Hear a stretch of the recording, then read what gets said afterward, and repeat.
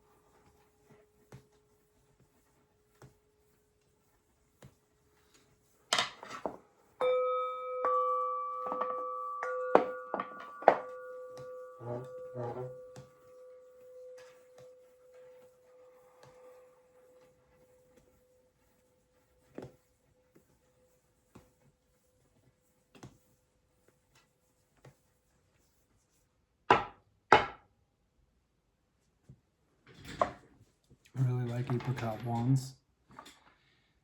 They are associated with the moon, Venus, and Mars. The singing bells I just rang last were the root, the heart, and the third eye. No, the crown is the one I rang. But potentially from a site that I saw this on, in Vedic understanding, the moon is associated with the crown, Venus, the heart chakra, and Mars, the root. Which makes sense if you think about it to a degree.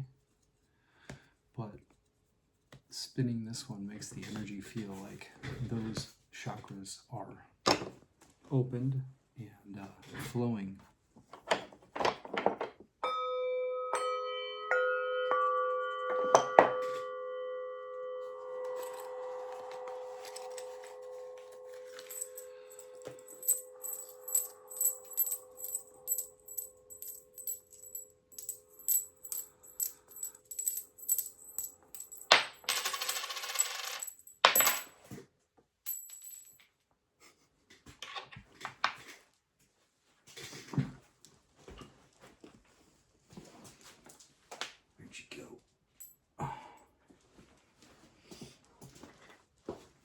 Too much shit on this table.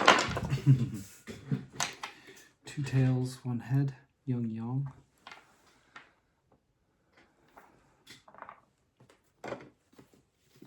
Yang yang. Learn to pronounce it yang. Somebody commented. And sure shit.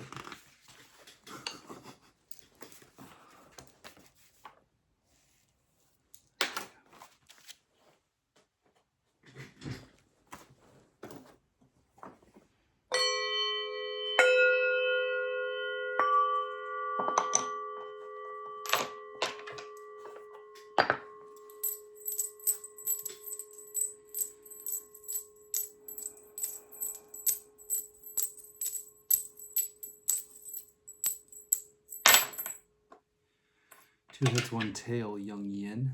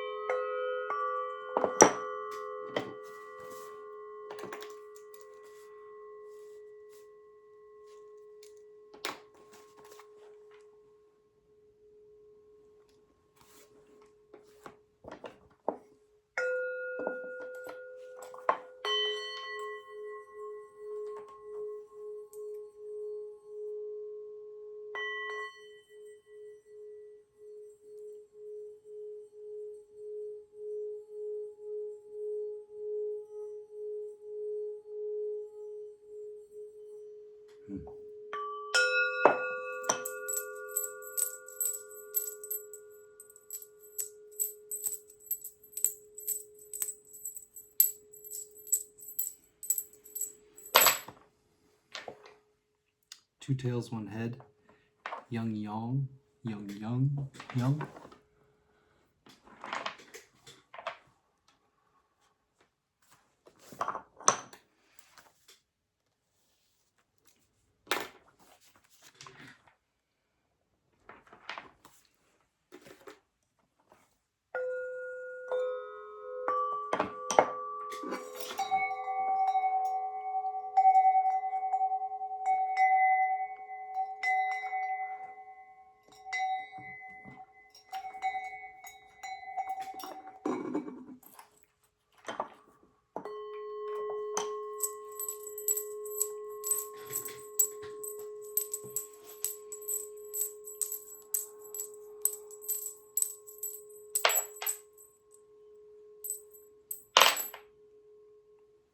Two heads, one tail, Young Yin.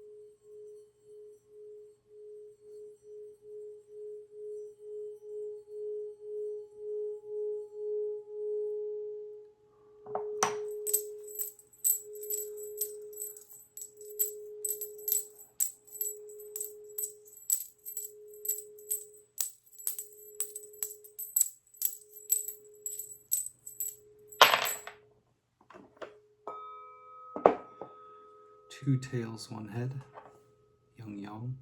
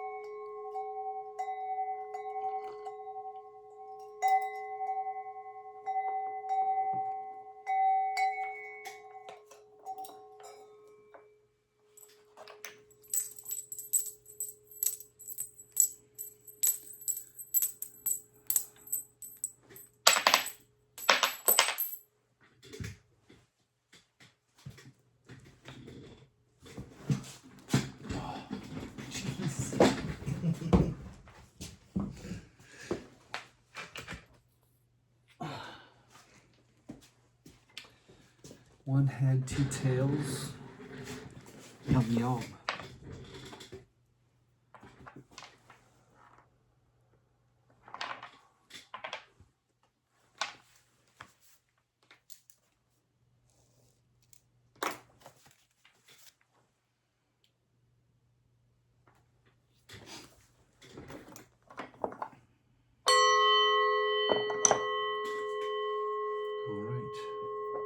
We will take a look at our single primary hexagram in I Ching, Walking Your Path, Creating Your Future by Hilary Barrett. Our bottom trigram is going to be read as solid, broken, solid. And our top trigram or outer trigram will be broken, solid, solid. Solid, broken, solid is Li, fire, and light. Li is fire and light, both inner and outer. As an inner light, she is consciousness at its most lucid and unclouded, holding things together in the mind, perceiving their differences and connections, and discerning the underlying patterns of relationship. And as well as vision, Li is the light that makes things visible, the power to cast light on things, spreading clarity and the awareness of order. Li is the middle daughter, living in the south, the region of midsummer and the burning sun.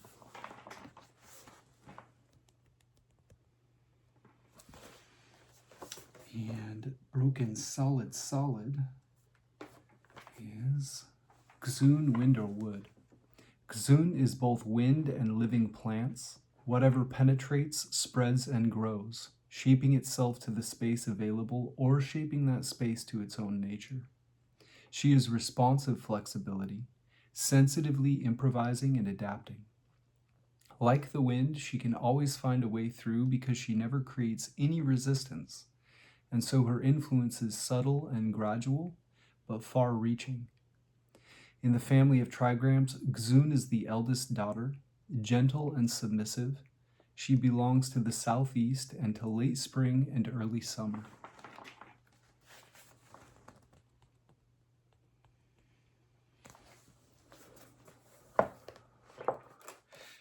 Xun, wind or wood above Li, fire and light. Give us the hexagram 37.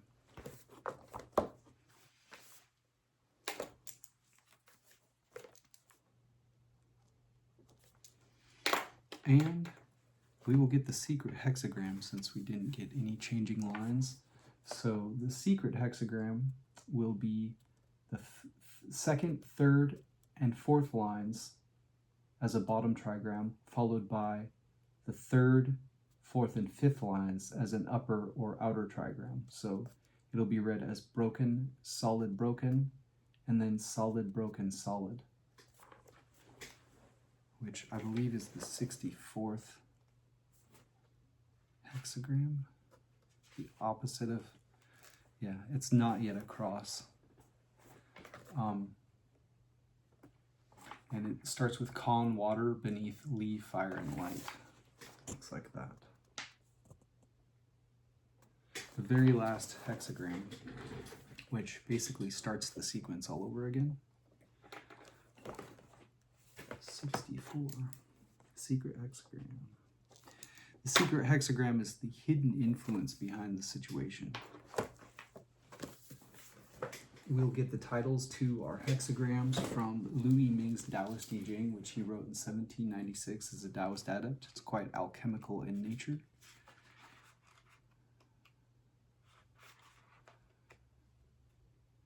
I highly recommend any of the writings from Louis Ming. At least any of the ones that I've read have been phenomenal. Hexagram 37, Louis Ming calls people in the home. Governing the inner, refining the self, mastering the mind, turning the attention inward.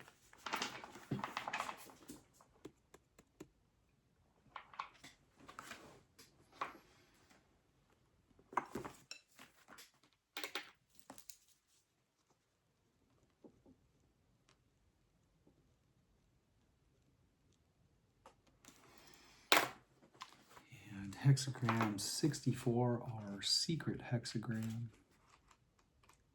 the hidden influence behind the situation. Louis Ming calls unsettled, refining the self, repelling mundanity, waiting for the time to restore the primordial celestial positivity.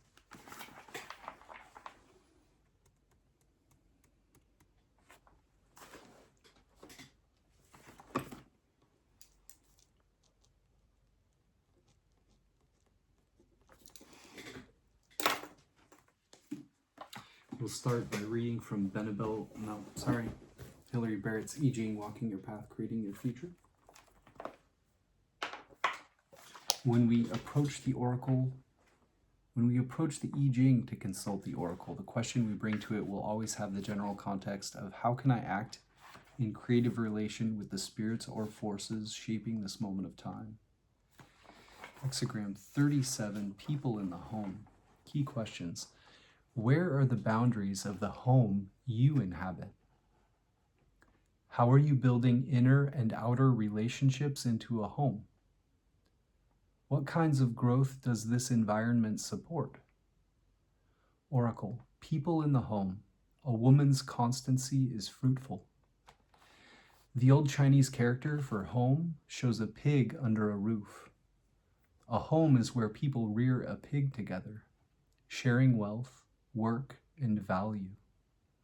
People in the home cooperate in their shared space and invest in it together, as in a family, workplace, school of thought, or culture. And within the structure it provides, they can recognize and understand what is valuable. To create a successful home, you need to have the constancy of a woman. Steadily, over time, your work creates a space in which all can grow freely into their natural form and find their place and their connections with others. You allow space for new things to enter and grow, becoming part of the whole inner ecosystem. You keep the space for living in. Image. Wind comes forth originally from fire. People in the home. A noble one's words have substance, and her actions are consistent. A strong fire in the hearth will create its own drought. The light and warmth at the center of the home translating into far-reaching influence in the world. It represents a constant, living awareness that pervades the structure and makes its presence felt in everything the noble one says and does. Also, the fire needs a free flow of air to burn cleanly and steadily. Real words and consistent actions keep it alight. Sequence. People in the home follows from Hexagram 36, Brightness Hidden. Injury on the outside naturally means turning back towards the home, and so people in the home follows. The home is a refuge. Inner light that had to be hidden away from the outside world is secure here and finds expression. When you are unappreciated or unseen, you turn back and connect with like-minded people. Pair. People in the home forms a pair with Hexagram 38, opposing. Opposing means outside. People in the home means inside. These two hexagrams describe a single landscape. Every inside must have its outside. Inside, you find your fellows, those who share your vision. Outside are the foreigners who see differently and do not belong in this home.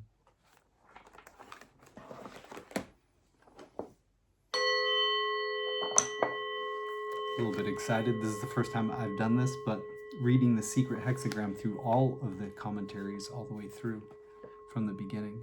Usually, if you have watched the latest videos, would probably recognize that I only read the secret hexagram at the very end typically, but seeing how this feels to be a special occasion, we only got one hexagram with no changing lines, which highly emphasizes that hexagram. So people in the home is highly emphasized, seeing how there were no changing lines. So the secret hexagram, the hidden influence behind the situation, is 64, not yet a cross. Key questions. How to prepare for the crossing. How will you know when it's time? Oracle. Not yet a cross, creating success. The small fox, almost across, soaks its tail. No direction bears fruit.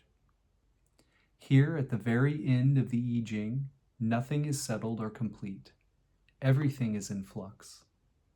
A wise fox will only attempt to cross when there is solid ice on the river, and then pick his way over carefully, every sense alert. If he sets out when the conditions are not right, he he won't be able to complete the crossing. He'll be shamed and stranded at best, and he may be altogether sunk. For a small fox on drifting ice in midstream, there is no useful direction. When you are not yet across, you may be hesitating on the verge of a transition, trying to tell whether it's safe to commit yourself. It's time to use the skills of a wise fox. Image: fire dwells above stream, not yet across. A noble one carefully differentiates between beings, so each finds its place. There is fire and there is water, the right elements to cook with, but in the wrong places relative to one another. The next task is to find better places for things so they can work together coherently. A noble one uses the qualities of fire above and stream below, a careful, respectful awareness of the undercurrents, like the acute eyes and ears of the fox, attuned to the river's flow beneath the ice. She will develop her understanding of how the different elements and processes in a complex situation fit together, and find ways for people to relate more harmoniously. Sequence: not yet across follows from Hexagram 63, already across. Things cannot be finished, and so not yet across follows, and so the completion. While there's life, there is change, and no transition can be the end. Everything is in place, and then nothing is in place. You arrive, yet you have barely begun. All that completes is the cycle itself.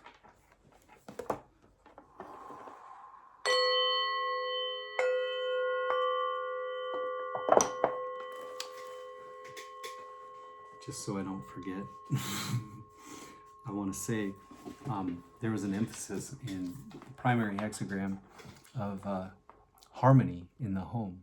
And here, it talked about the noble one seeking to make sure things are harmonized from a higher vantage point. She will develop her understanding of how the different elements and processes in a complex situation fit together and find ways for people to relate more harmoniously.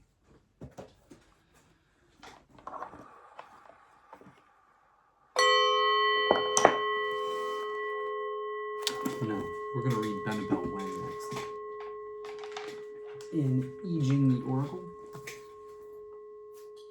Highly recommend this book. An updated translation, annotated with cultural and historical references, restoring the I Ching to its shamanic origins.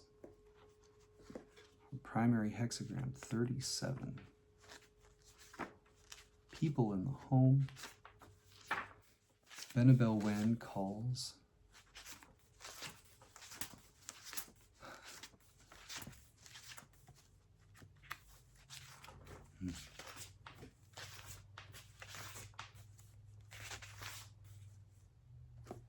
The family. Jia Ren. The Oracle. Do not resist dependence on others, but be so independent that others depend on you. When there is interdependence, then there will be great success. Nurture your familial bonds. First, loyalty to the clan. Leave no housekeeping unattended. With them, you are strengthened and supported. With you, they are anchored and united. Wind from within, fire emanates outward, synergy for movement forward. This is the clan, the family, interdependence. The sage's words hold enduring power. Prosperity pivots upon the woman. Traditionalists interpret Hexagram 37 as a particularly auspicious divinatory result for women. Thus, in readings for a man, the oracle counsels the man to follow the woman in the matter at hand. Her direction is auspicious and bodes well for your own endeavors. Confucianists interpret the hexagram as moral instruction on a woman's place and influence in the family. Women hold the clan together. There's an analogy and connection made between the role of women in the clan and words in society. Both are powerful, influential forces in the shaping of a civilization's humaneness, or it's humaneness. At the heart of Hexagram 37 is the political philosophy that the strength and power of a nation pivots upon the social and economic status of its society's women.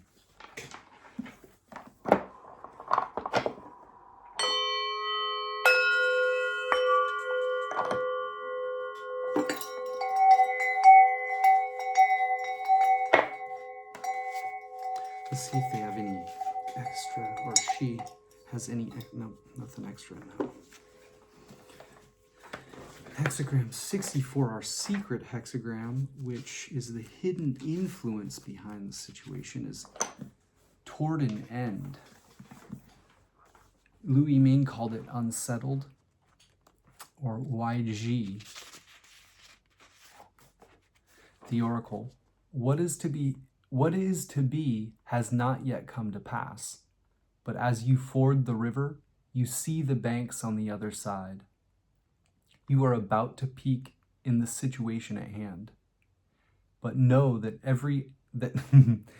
you are about to peak in the situation at hand, but know that after every peak, there comes a time of stagnation and then an inevitable decline. No one is this is 64, sorry. No one is above regulation. There is an order that every one of us must follow, a higher authority that each one of us must submit to.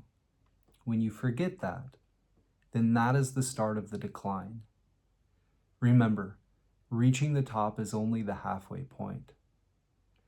Fire above water, one repels the other, incompatible principles. Fire moves upward, water moves downward. It is not yet time for ferrying relief across the river. Reaching toward an end, at the point of climax, you are about to ford the great stream, but what is to be has not yet come to pass. There is prosperity to be had, and from where you stand, you can gauge how much further you must go to attain that prosperity. The sage exercises caution in determining a proper order and must understand the power of the four cardinal directions. You are about to peak in the situation at hand, but know that after every peak, there comes a time of stagnation and then an inevitable decline. Remember, reaching the top is only the halfway point. There will be a favorable outcome. A little fox wades across a stream. It is close to reaching the shore. The fox's tail gets wet. There is one last obstacle to overcome before you reach the top, and then after you reach the top, there is still the descent to be concerned about. Such is the cycle of changes that we are all subjected to. No easy gains. Hexagram 64, the hexagram of change. Hexagram 64 reaffirms the overarching theme of the Book of Changes, and that is change. The final hexagram is not about completion, it is about incompletion. The end is only the beginning. There is no end. The hexagram expresses a period of transition from the peak of a situation to a time of standstill after that peak to the time right before the inevitable decline. Considering chronology and timing, you would assume that the final hexagram in the Revelation would be one of completion, but the theme of conclusions is found in hexagram 63, not 64. Hexagram 63 was about closing and what comes after a closing. Here, hexagram 64 is about the last mile before arriving at a finish line. In hexagram 64, you are close to achieving the goal, but not quite there yet. Nevertheless, it is generally considered an auspicious hexagram in divination because it indicates that only small, reasonable efforts are needed to achieve great success and final accomplishment of what you seek to attain.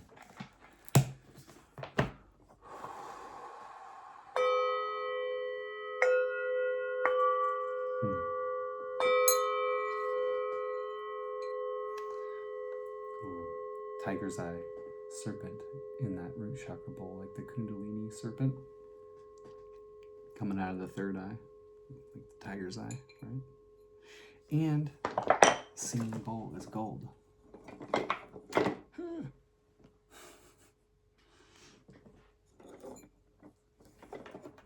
All right. Next, we will look at Liu Yiming's Taoist teaching. She wrote in 1796 as a Taoist adept. It's quite alchemical in nature.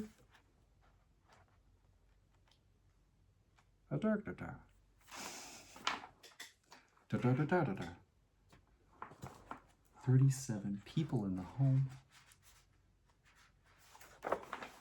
For people in the home, it is beneficial that the women be chaste. Explanation. People in the home means there are people in the home. This is the path of governing the inner. As for the qualities of the hexagram, above is wind, entering, and below is fire, luminous. When illumined, one can follow the Tao, and by following it, one can gradually develop the illumination. Receptivity and understanding are necessary to each other, like wind blowing fire so that fire grows with the wind. Here is a way to govern the home, so it is called people in the home. It's like people gathering around a fire. This hexagram represents refining the self, mastering the mind, turning the attention around to gaze inward. It follows on the previous hexagram, advance. In advance, illumination grows from receptivity. It is the work of advancing the fire and employing illumination. To advance the fire and employ illumination, it is necessary to first illumine the inner. Illumination of the inner is refining the self. Refining the self simply means refining the yin within oneself. What yin is this? It is the human mentality. In the human body, the vitality, spirit, soul, psyche, and intent all belong to yin, and all take orders from the human mentality. When the human mind is calm, they all are calm. And when the human mind is agitated, they all are agitated. Refining the self simply means refining away this human mind. When you refine away the human mind, the mind of Tao spontaneously becomes manifest. When the mind of Tao becomes manifest, the mind is illumined. Then the vitality, spirit, soul, psyche, and intent all transform into guardian spirits of truth. The human body is like a home. The human vitality, spirit, soul, psyche, and intent are like the people in a home. When you refine the human mind and produce the mind of Tao, the vitality, spirit, soul, psyche, and intent each rests in its own position, and each discharges its own affairs. Joy, anger, sadness, and happiness are all harmonious and balanced, like a family being orderly. This is represented as the benefit in women being chaste. Women consider preservation of chastity valuable. Refining the self is like a woman preserving her chastity and not getting engaged. Then the true yin within oneself will become manifest. When the true yin is manifest, the open awareness of the mind is unobscured, and outside things cannot get in. Thereby, one can gradually progress in an orderly manner to seek the young of the other to the benefit of all. In the body of the hexagram, the second line is empty, below, while the fifth is solid, above. When one empties the mind, one can thereby fill the belly, or bringing the energy from the upper dantian to the lower dantian. The benefit for female chastity is precisely that whereby one effects emptiness and preserves calm as a strategy to establish the home and business. Therefore, practitioners of the Tao are cautious and wary, and do not let any yin energy reside in the heart, even subconsciously.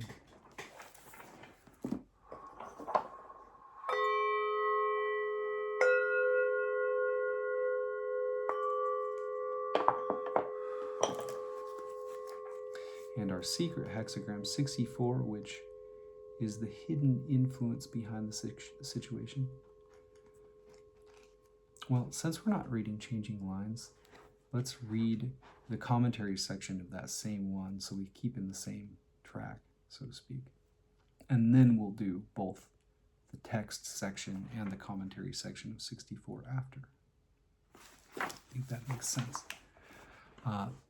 Hexagram 37 in the commentary section, members of a family, wind above, fire below.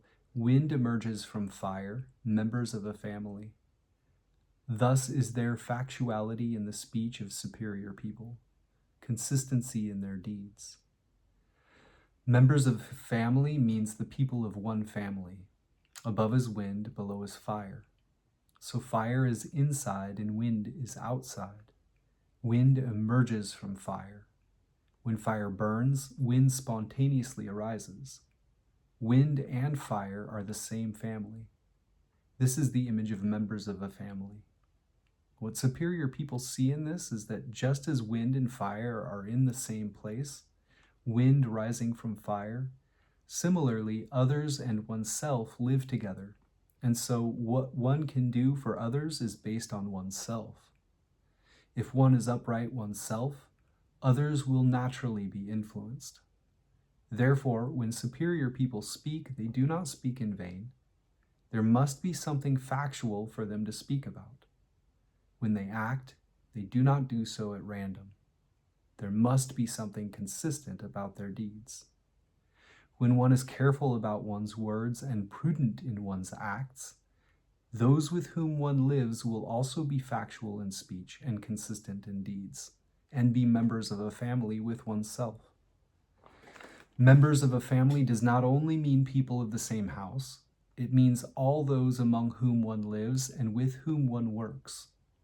When there is factuality in speech, words being based on actualities, then there is a point, there is evidence, that speech will accord with reason.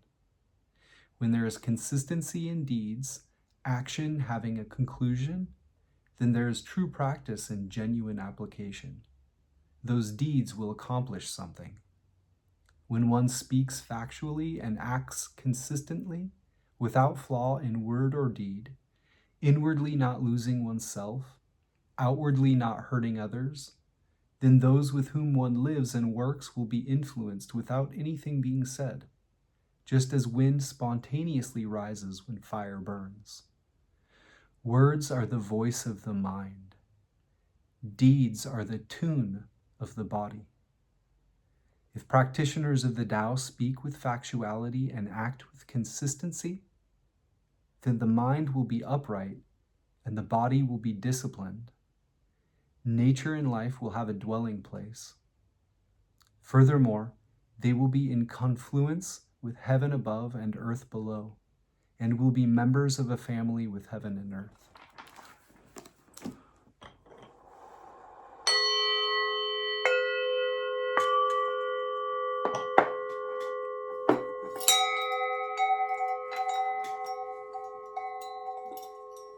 We did not even look at the I Ching Tarot. We'll look at those after this.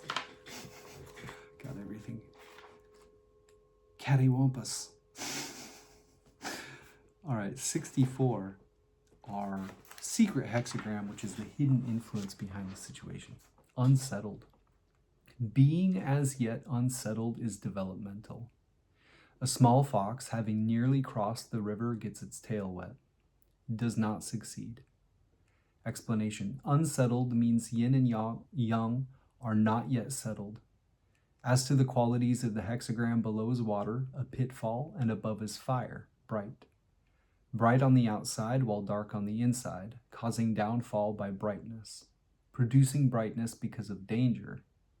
Yin and yang are awry and do not correspond, so it is called unsettled. This hexagram represents refining the self and repelling yin, waiting for the appropriate time with suppressed yang. It follows on the previous hexagram, predominance of the small. In predominance of the small, activity and stillness are as one. By smallness, yin, one cultivates the path of non-striving. This is done after yin and yang complete the set and settle each other. Before they are settled, however, it is first necessary to reach all the yins that trap yang. Only after that does true yin manifest and true yang return.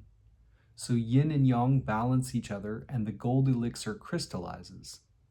This is why the work that involves striving, refining the self, and waiting for the time is important. Once people reach the age of 16, heaven and earth commingle. The yang in the middle of heaven enters the palace of earth, so earth is filled and becomes water.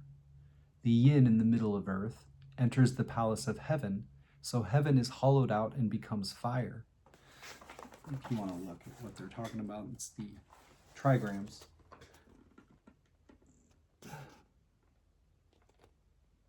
Right?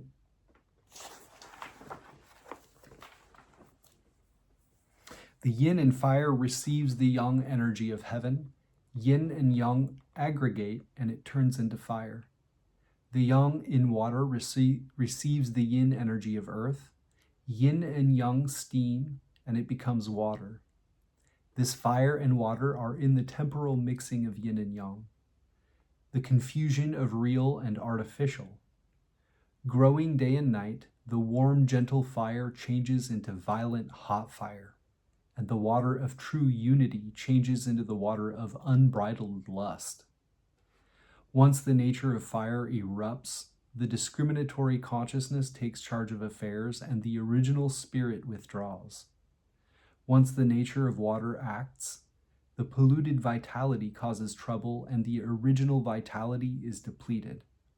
At this point, people begin to vie for honor, plunder for profit, contest for victory, and seek power, depriving others to benefit themselves, using intellectual brightness outwardly, indulging in emotions, giving free rein to their desires, deluded by objects of sense, they ravage and abandon themselves. The danger of mundanity being stored within. Bright on the outside, but dark on the inside, they bury the real and accept the false. The human mentality looms dangerously. The mind of Tao is now faint. Essence is disturbed. Life is shaken. Yin and yang are out of harmony. The 5 elements injure one another. All sorts of emotions and cravings are in full force. All sorts of schemes and wiles are there. This is why being unsettled is unsettled. However, being unsettled means not yet having reached settlement. It does not mean settlement is not possible, only that the person has not yet sought that settlement. If one seeks settlement, ultimately it will be possible to be settled. This is why there is a development aspect to being unsettled. But though there is a way of development in an unsettled state, nevertheless, since the negative energy of acquired conditioning has been operative for so long, and the primordial true positivity has sunken so deeply, settlement cannot be effected immediately. The work of self-refinement is necessary before you can see an effect. Self-refinement means refining the human mind. The human mind is the progenitor of all mundanities. Once the human mind is gone, accumulated mundanities evaporate. Light arises in the empty room, and true celestial energy gradually approaches restoration. But before refinement of the self is perfected, the mind is not empty and the light is not true. Negativity and mundanity still have not withdrawn completely, and one cannot seek their end in a hurry. If one does not know the firing process and rushes to achieve settlement, this is still the human mentality acting, working with false understanding. Then the unsettled will never be settled. This is like a small fox having nearly crossed the river, gets its tail wet, and does not succeed. The fox is associated with yin, a creature known for its suspiciousness. Though a small fox is not very suspicious, it cannot be entirely free from doubts. As long as the human mentality is not gone, the mind of Tao does not become manifest. This is like the small fox, though nearly settled, before reaching settlement. If the refinement of the self is incomplete when settlement is nearly reached, though one wants to go ahead, one instead falls behind. Therefore, practitioners of the Tao, in refining the self, must reach utter emptiness and tranquility. The yin trapping yang, withdrawing completely before the primordial yang energy comes from within nothingness, and true yin and true yang unite, able to settle what is unsettled. A classic says, if refinement of the self is imperfect, the restored elixir does not crystallize. So we know refinement of the self is the first step in practicing Tao.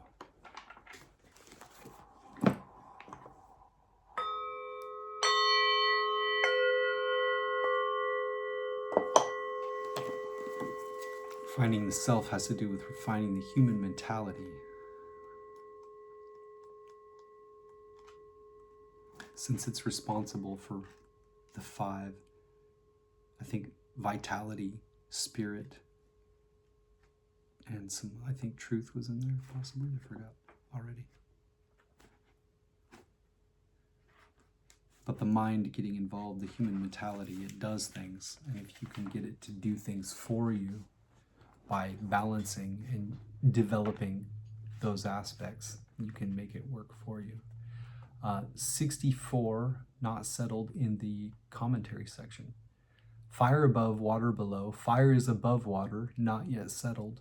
Thus, superior people carefully discern things and keep them in their places. Again, this is the hidden influence behind the situation, behind people in the home. Not yet settled means something has not yet reached settlement. Above is fire, below is water. The fire is above water. When fire is above water, the fire cannot heat the water, and the water cannot control the fire. Water and fire in separate places is the image of being not yet settled. What superior people see in this is that once people get mixed up in temporal conditioning, the real is obscured and the artificial comes forth. Body and mind are unsettled, unstable. Vitality and spirit are clouded. Volatility erupts and greed arises. Taking misery for pleasure, they go to any lengths and become extremely unsettled. Nevertheless, sages have a way of restoring the primordial within the temporal. It is just that people have never thought of this settlement. If they wanted this settlement, they would be capable of settlement.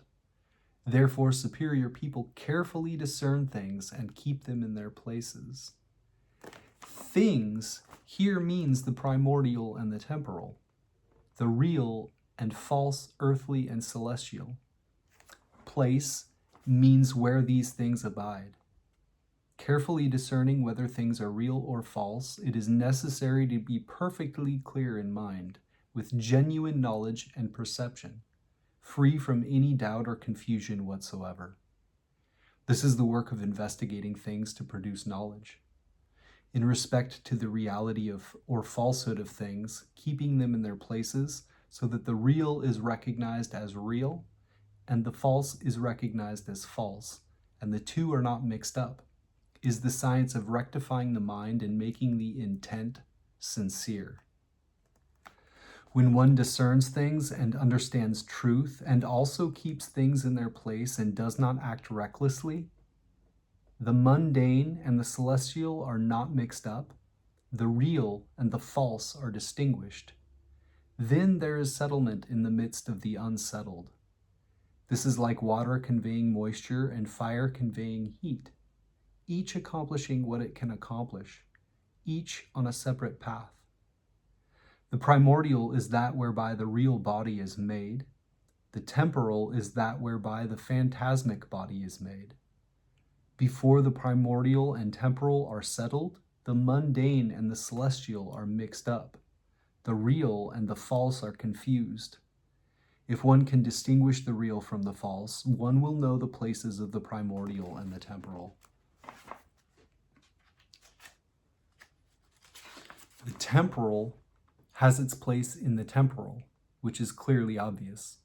One should not mistake something temporal for something primordial and forcibly seek settlement. The words carefully discern have a most profound meaning. Discernment requires investigation and penetration of every subtlety, without any carelessness allowed. This is particularly so because the primordial and the temporal are so close that it is easy to mistake them. Only by careful, minute discernment is it possible to recognize truly and know clearly that each has its place. When one knows that each has its place, then one can keep each one in its place. When one can keep each in its place, then the primordial can be preserved and the temporal conditioning will not act up. Then the unsettled can be settled. The true earthly and the true celestial can join. Water and fire commingle, and the spiritual embryo forms. The reasons the sages put the hexagram not yet settled at the end was so that when people are not yet settled, they will investigate the truth and hasten to seek settlement.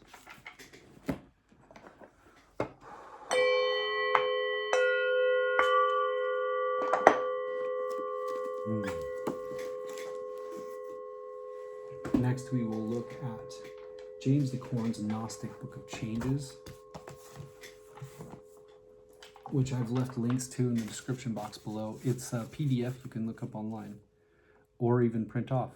But he synthesizes several I Ching commentaries there into one helpful place.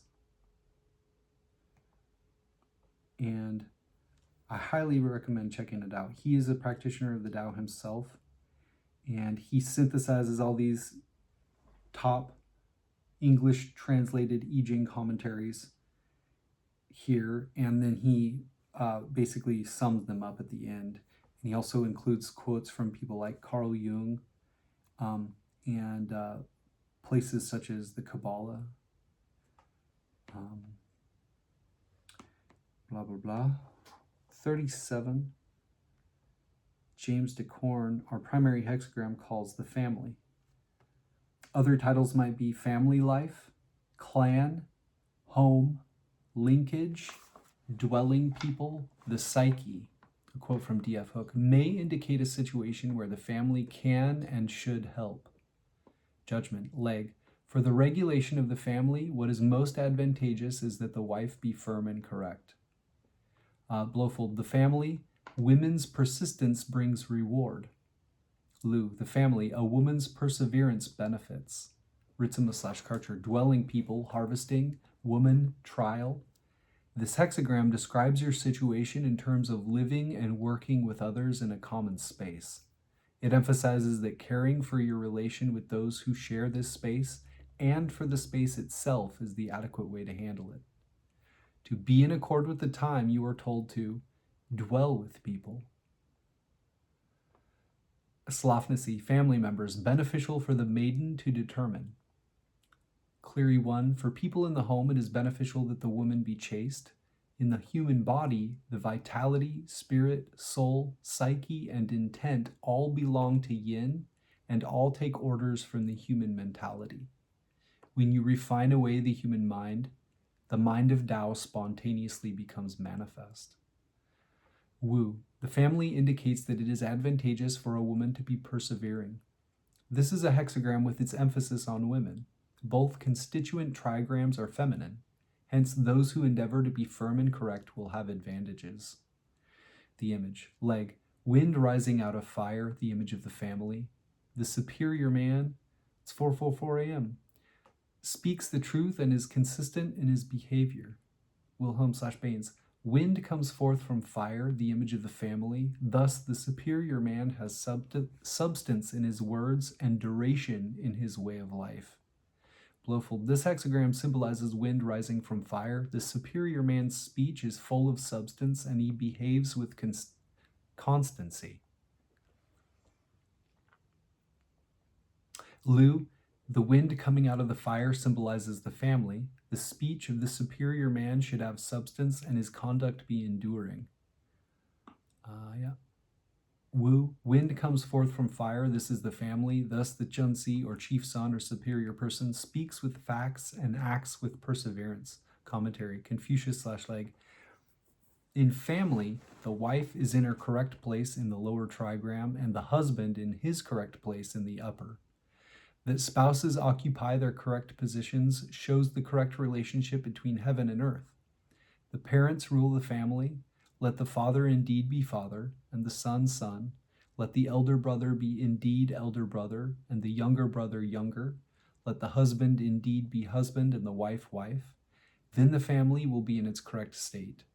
Bring the family to that state, and all under heaven will be established. In the family relationship, oftentimes it's a reference to the different members of the family, as in each of the 8 trigrams of the family. Father, mother, eldest son, eldest daughter, middle son, middle daughter, youngest son, youngest daughter.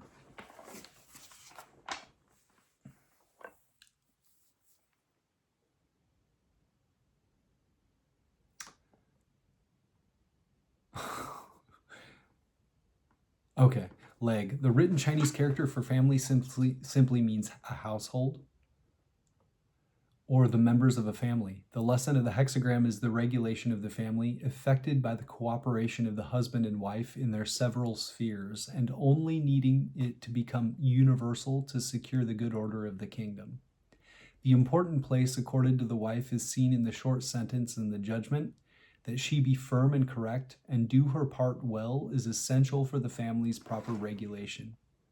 The wife is represented by line 2, and the husband is her proper correlate in line 5. The relationship between heaven and earth is analogous to the relationship between husband and wife. The second sentence of the Confucian commentary, more closely rendered, would be that in the family there is an authoritative ruler is a way of naming father and mother. This means that the assertion of authority in a family should be a correct balance of force and gentleness. Anthony, the family symbolizes correct relationships between people. The family unit, the spiritual family, the sage and the student, and human groups generally. When these most basic relationships are correct, the world is made correct through the force of inner truth. Through cultivation of the feminine component of our nature, and through persevering in a virtually menial position from our ego's viewpoint, so that our work can come to fruition. All this means to forego striving and self-assertion, and to allow ourselves to be led, while persevering in gentleness and devotion to our path. Notes and paraphrases judgment. For the correct regulation of the psyche, what is most important is that the ego must be firm and correct. The superior man lives his allegiance to the ideals of the work. Applying the Hermetic axiom, as above, so below, the relationships within the family are analogous to the relationships within a city-state or a kingdom, and vice versa. A quote from D.H. Smith and Confucius. Society centuries before the time of Confucius had been organized on the basis of family. In the early days of the Zhou dynasty, fiefs had been allotted to the feudal lords in a system of planned colonization. These feudal lords, linked to one another and to the royal house by marriage ties, took their families, retainers, peasants, artisans, and soldiers to form self-sufficient colonies based on an agricultural economy and governed from well-fortified walled cities. These large family groupings of the nobility were preserved only so long as the relationships of parents to children, brothers to brothers, and masters to servants were effectively controlled. If the ideal city is like a family, then the analogy also holds for an individual. Here, the comparison goes directly from city to psyche, a quote from Plato in the Republic. Have we any greater evil for a city than what splits it and makes it many instead of one? Or a greater good than what binds it together and makes it one? Then is that city best governed which is most like a single human being? Psychologically interpreted, the hexagram of the family symbolizes the psyche, and the Confucian commentary tells us that when its inner components all assume their proper roles and functions, then the work will come into fruition. All under heaven will be established. The identical idea has been stated in Gnostic thought. A quote from the Gnostic Gospel according to Thomas. Jesus said to them, "When you make eyes in the place of an eye, and a hand in the place of a hand, and a foot in the place of a foot, and an image in the place of an image, then shall you enter the kingdom." The husband is the analog of heaven or the self, a capital self, and the wife is the analog of earth or the ego. When the ego assumes its correct role as the magnetic servant of the work, capital work, then inner transformations can take place. I have paraphrased the judgment in terms of the necessity of the ego to follow the dictates of the work, but one could alternately phrase it in terms of keeping emotional responses under control. For the wife to be firm and correct is to ensure that emotions, drives, and appetites are not allowed to make decisions. They are servants, not masters. This is the essence of the work, and arguably the most reiterated idea in the I Ching. A quote from R. Asiagoli in Psychosynthesis: "The patient should be encouraged to use his mind through observation and discrimination to bring clearly into his awareness the irrational aspect of his drives and emotions, and also the possible drawbacks and harmfulness to himself and others of their uncontrolled manifestation. To act on the spur of an impulse, a drive, or an intense emotion can very often produce undesirable effects which one afterwards regrets. Therefore, he should learn by repeated experiment and effort to insert between impulse and action a stage of reflection, of mental consideration of a situation, and of critical analysis of his impulse, trying to realize its origin, its source." The 37th hexagram teaches us that the way to manage the emotions is no different than the proper management of a family. No wise parent can teach a child self-discipline by adopting the child's point of view. Permissiveness, either with our children or our own primitive drives and passions, is a sure formula for disintegration. The work demands that the ego hold the line on this issue. Indeed, it is the ego's only legitimate function. A quote from R. Asiagoli in Psychosynthesis: "We are dominated by everything with which our ego becomes identified. We can dominate and control everything from which we disidentify ourselves."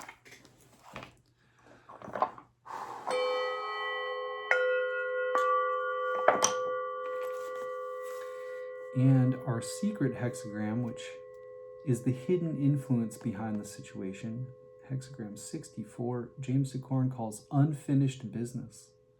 Other titles might be before completion, the symbol of what is not yet past, not yet forwarding, not yet completed, tasks yet to be completed, not yet, yet to be, before the end, mission yet unaccomplished, and a state of transition, judgment, leg. Unfinished business suggests successful progress, but if the young fox that has nearly crossed the stream gets his tail wet, there will be no advantage. Wilhelm/Baines, before completion, success, but if the little fox, after nearly completing the crossing, gets his tail in the water, there is nothing that would further. Blofeld, before completion, success. Before the little fox has quite completed its crossing of the ice, its tail gets wet. This implies that we are to expect a setback in our plans. No goal or destination is favorable now. Hence, this is a time for waiting and for drawing in our horns. That the last of the 64 hexagrams should be before completion rather than after completion, number 63, may seem surprising until it is recalled that there is nothing final about it. The cycle of change continues, passing from hexagram number 64 onto the first hexagram, and so on eternally. Ritza-Karcher, not yet fording, growing, the small fox, a muddy ford, soaking one's tail, without direction, harvesting. Without direction, harvesting, Wu Yu Li. No plan or direction is advantageous. In order to take advantage of the situation, do not impose a direction on events. This hexagram describes your situation in terms of being on the edge of an important change of situation. It emphasizes that waiting and accumulating energy to begin the upcoming move is the adequate way to handle it. The image, leg, fire over water, the image of unfinished business. The superior man carefully discriminates among the qualities of things and the different positions they naturally occupy. Wilhelm, fire over water, the image of the condition before transition. Thus, the superior man is careful in the differentiation of things so that each finds its place. Blofeld, this hexagram symbolizes fire above water. The superior man takes care to distinguish between things before arranging them in order. Ritsuma/Karcher, fire located above stream, not yet fording. A Chunsu, or chief son or superior person, uses considering to mark off the beings residing on all sides. Wu, there is fire above water. This is mission yet unaccomplished. Thus, the Chunsi, or chief son or superior person, makes careful distinction of things and their proper places of being. Commentary, Confucius/Leg. Progress and success are suggested by the magnetic fifth line in the ruler's place. Although he has nearly crossed the stream, the young fox has not yet escaped from the midst of danger and calamity. Getting his tail wet means that the end does not reflect the intent of the beginning. Although the places of the different lines are not those appropriate to them, yet a dynamic and magnetic line always respond to each other. Leg. Unfinished business is the reverse of completion. It means that the successful accomplishment of the matter at hand has not yet been realized. The crossing of the great stream is as yet incomplete. Some have wished that the I Ching might have concluded with completion, and the last hexagram have left us with the picture of human affairs all brought to good order. But this would not have been in harmony with the idea of change. Again and again it has been pointed out that we find in the book no idea of a perfect and abiding state. Just as the seasons of the year change and pursue an ever-recurring round, so it is with the phases of society. The reign of order has peaked and declined, and this hexagram calls us to renew the struggle to make things right again. It deals with the conduct necessary to secure this result. Not one of the lines in the hexagram is in its correct place. All the dynamic lines are in magnetic places, and the magnetic lines are in dynamic places. At the same time, each of them has a proper correlate, so there is the possibility of some progress. The symbol of the fox suggests a want of caution on the part of those who try to remedy prevailing disorders. They are unsuccessful and thereby get themselves into trouble. Line 2 represents this state of mind. He is dynamic in a magnetic place in the center of the trigram of peril. He is restless and attracted by his magnetic correlate in the fifth place. He will be incautious in taking action. The outcome of the issue will be different than what was intended at the beginning. The trigram of waters below and fire above, showing how the two principles cannot act on each other profitably. This symbolizes the unregulated condition of general affairs now prevailing. Notes and paraphrases. Judgment. Although many achievements fuel our growth, the ego is only the facilitator, not the doer. To ignore this truth creates negative consequences. Don't destroy the work, capital work. The superior man critically examines the situation and rechecks his priorities. This hexagram represents the time before the climax of a cycle, just as the preceding figure symbolizes the time after the climax, and hence the transition to a new beginning. The work is by no means almost over. The lines all match as correlates, but every one of them unites upside down, so to speak. Turn the hexagram over, and then they are in perfect correlation. That the superior man discriminates among the qualities of things and the different positions they naturally occupy means that he knows that the correct positions of the lines, the ones they naturally occupy, are as in hexagram number 63, not this one. This backward correlation of lines is arguably a fair image of the relationship of thoughts and feelings in the average human psyche. The stresses of life are what eventually break up these mismatched correlates through endless cycles of stimulus and response until they finally all unite correctly in a hypothetical completion of the great work. That this is an ideal rather than a humanly attainable goal is suggested in this quote from Carl Jung. The principle of the way finds its full development in heaven, the principle of heaven in earth, the principle of earth in the myriad things, and that of the myriad things in man. One who knows how the principles of heaven, earth, and all things find their full development in man can give full development to his people. For all practical purposes, it is wisest to aspire to attainable completions and realize that the work's full development is the self's, not the ego's, responsibility. A quote from Jung in the Tavistock Lectures. To strive for perfection is a high ideal, but I say, fulfill something you are able to fulfill rather than run after what you will never achieve. Nobody is perfect. Remember the saying, none is good but God alone, Luke 18:19, and nobody can be. It is an illusion. We can modestly strive to fulfill ourselves and to be as complete human beings as possible, and that will give us trouble enough. The judgment suggests that before any climax or resolution, there may still exist an indeterminate amount of free choice to influence the outcome. Only the specific circumstances can suggest how much or how little. As always, the choices are defined within the structure of the situation. The magnetic ruler in the fifth place implies that a favorable outcome is possible, but only through clear perception and willpower can it come about. The conditional interpretation, boldface italics added, in both Legg's and Wilhelm's translation of the judgment is necessary for its text to make sense. Note that Ritzimal/Karcher defined without direction, harvesting, as no plan or direction is advantageous. In order to take advantage of the situation, do not impose a direction on events. This is a common oracle response and sharpens the meaning here. Line 1 depicts the negative consequences of ignoring the judgment's explicit message.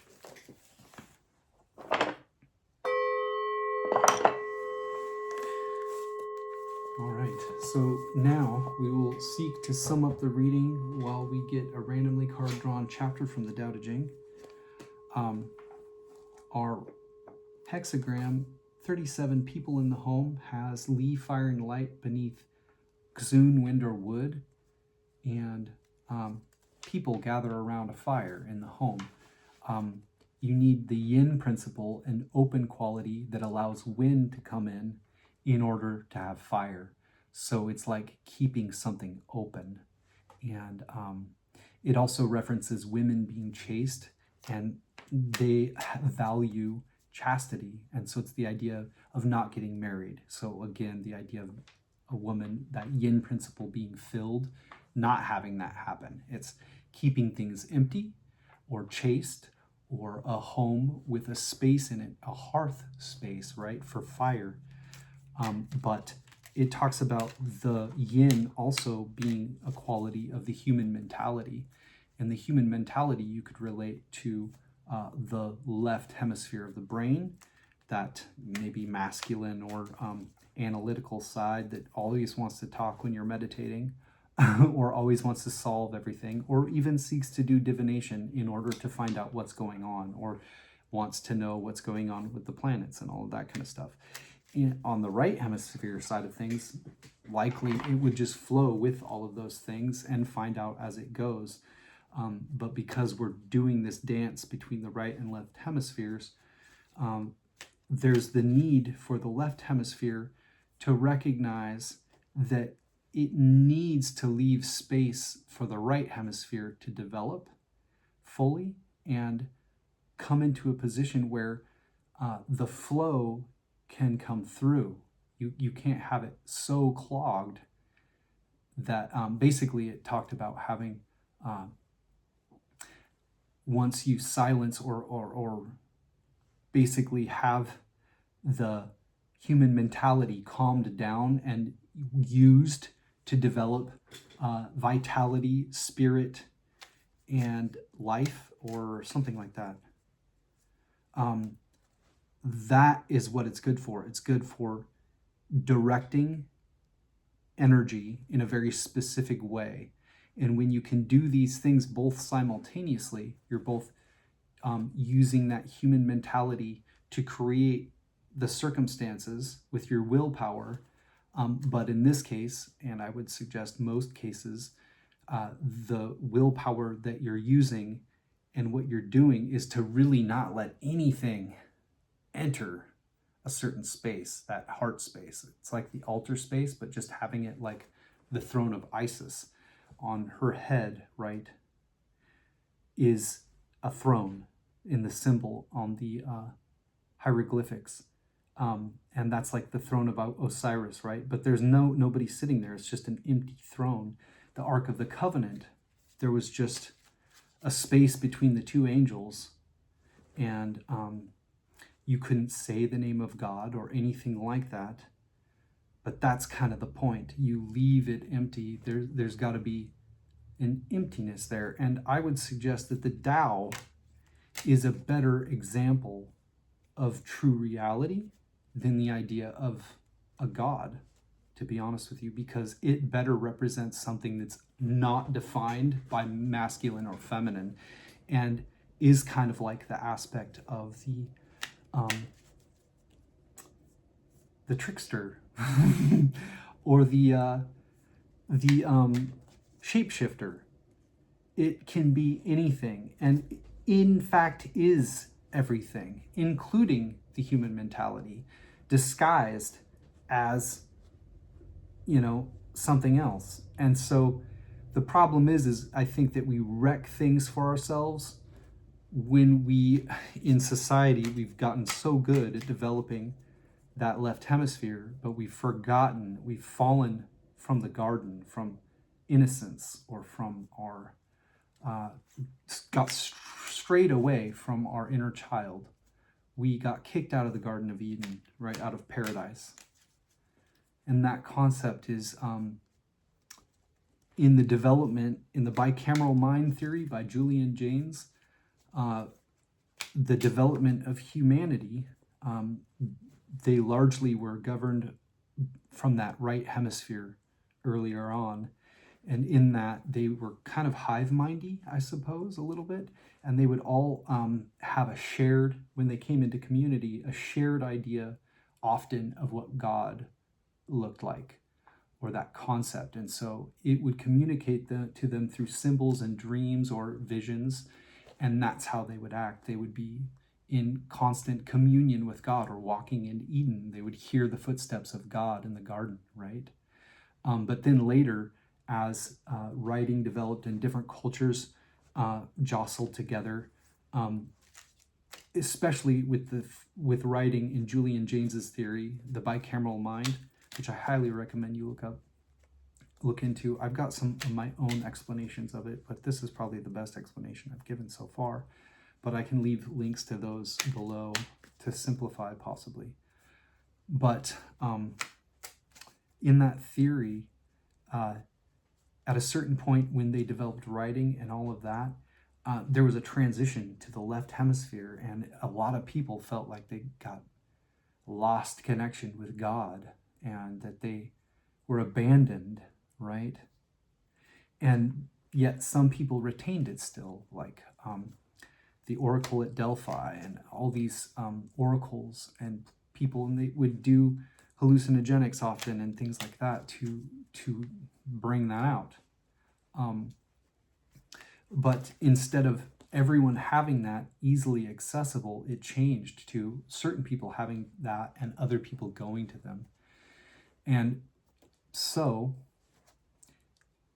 this planet is like hexagram 37, people in a home. It talks about the way an effective society is established is only if there's proper relationships between all the family members, and you extend that exponentially outward until it includes everyone. It starts out potentially as having borders to protect the workings of a functional society or family going, but the goal is for all beings to be saved, right? This kind of concept, a deity coming back over and over and over again in multiple different ways until all beings are saved. The idea of Vishnu incarnating as Krishna, as Rama, as all these different avatars. Arjuna, I think, was even one. He was an incarnation, if I'm not mistaken, of Vishnu as well as Krishna, and Krishna was teaching him. But they were both Vishnu. But that's the thing, is that's everyone. That concept is us. That thing that needs to stay empty is like Vishnu sleeping on the snake. His eyes are closed, and Brahman, like the trinity of Hinduism, that is more like the creation aspect, springs from his navel. And so it's almost like he's sleeping. He's the concept of like the emptiness and the void space in my mind. And that's exactly the principle that this people in the home is seeking to keep pure, because from that space is how creation is birthed and how functional relationships and patterns can weave together in a synchronistic way that nothing gets too attached to anything, because everything's open. So everything can be what it is naturally without the necessity of trying to be too focused on needing to know anything or too focused on producing anything. So the second that we come in with our ego, that's the left hemisphere trying to get involved in a right hemisphere task. And so the functioning of a family really takes both. It takes the ability to have the hearth. You need the skill to craft a space that is kept open. And in the Tao Te Ching, it talks about, one of the chapters, it talks about a wheel. The usefulness of it is because of the hole in the center, but the function of it is because of the spokes and all the other parts. And so the functioning of that left hemisphere is useless without the hole in the center that will allow it to be useful, that actually puts all the components that are just a mess by themselves into an orderly, functionable, useful state, where it's not just each of the spokes vying for power or fighting for the center spot. It's that all of the spokes share that center spot. They share the hole in the center that is free and clear, so that the whole thing can be a useful, functioning mechanism. And our secret hexagram, which is the hidden influence behind things, suggests that the fox has not yet successfully crossed the Great River. It is the very last hexagram out of the hexagrams, and yet hexagram 63 right before it was settled, or completion. But 64 is incomplete, showing that everything is cyclical and moves in patterns, and nothing stays the same for long. So in that, it's said that if the fox crosses the water and gets its tail wet, then there's nothing profitable. So there is the potential for profitability, but it is in how skilled one can be at crossing the river without getting your tail wet, so to speak. Which means, similarly, and I brought this out when we were reading Hilary Barrett, I believe, but sorry, we're going to turn right now. It says it, and I pointed this out when I read it because it stood out, but 37 are primary hexagram, people in the home, or, right at the end here, it says that, well, this part, a strong fire in the hearth will create its own drought. The light and warmth at the center of the home, translating into far-reaching influence in the world. It represents a constant, living awareness that pervades the structure and makes its presence felt in everything the Noble One says and does. Also, the fire needs a free flow of air to burn cleanly and steadily. Real words and consistent actions keep it alight. Similarly, I would suggest that the will, or that left hemisphere part of ourselves, if it's finely tuned and honed, it allows the free air to flow through because it keeps that center free. That's its job, essentially.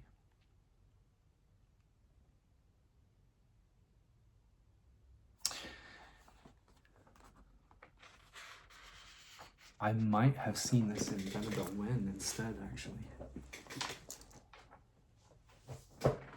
Maybe that's where I pointed it out. 37.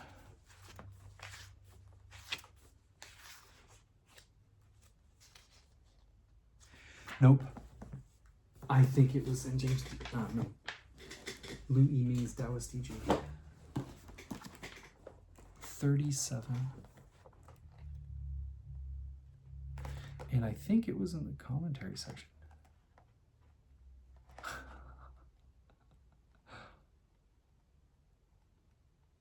Time to go hunting. All right.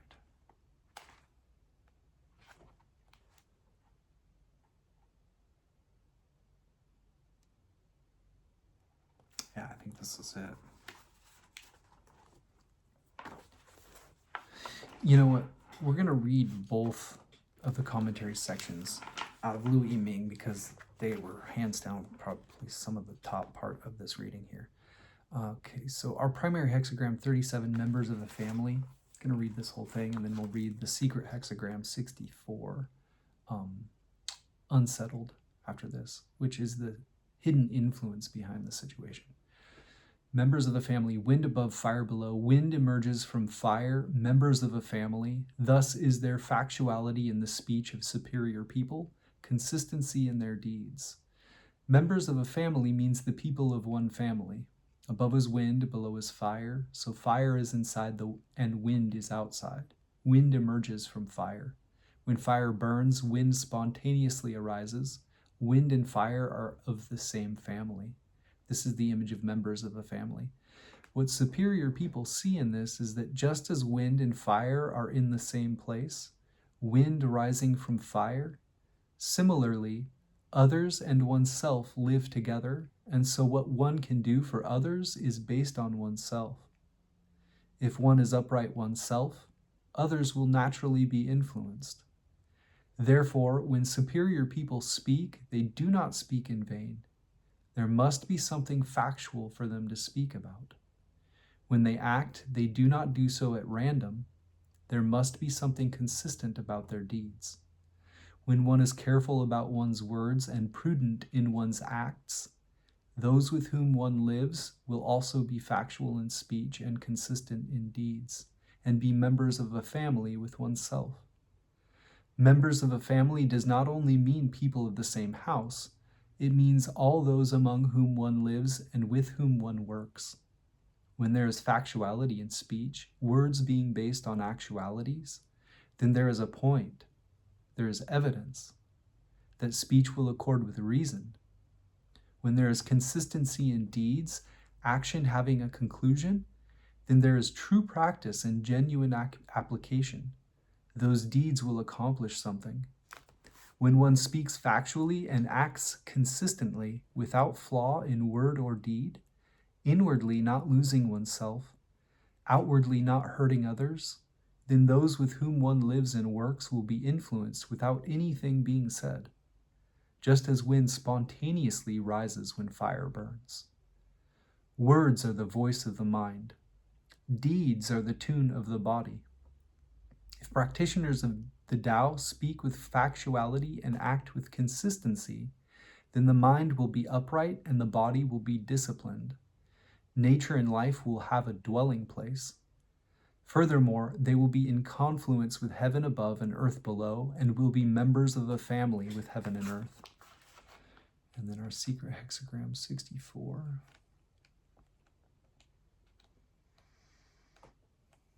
One thing I was thinking of is that if everything springs from us, but we don't know where it comes from, getting too much in the way of that kind of subtle prompting is kind of what trips us up. If you watch any trained athlete, everything is just instinct at that stage. So the left brain willpower goes into perfecting an openness that the things that they achieve could only be brought into fruition by having that space kept clear.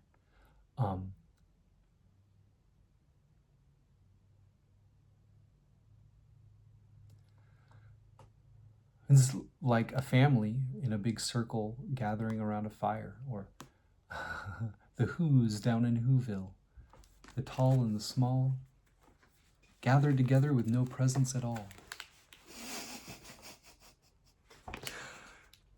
Anywho, right?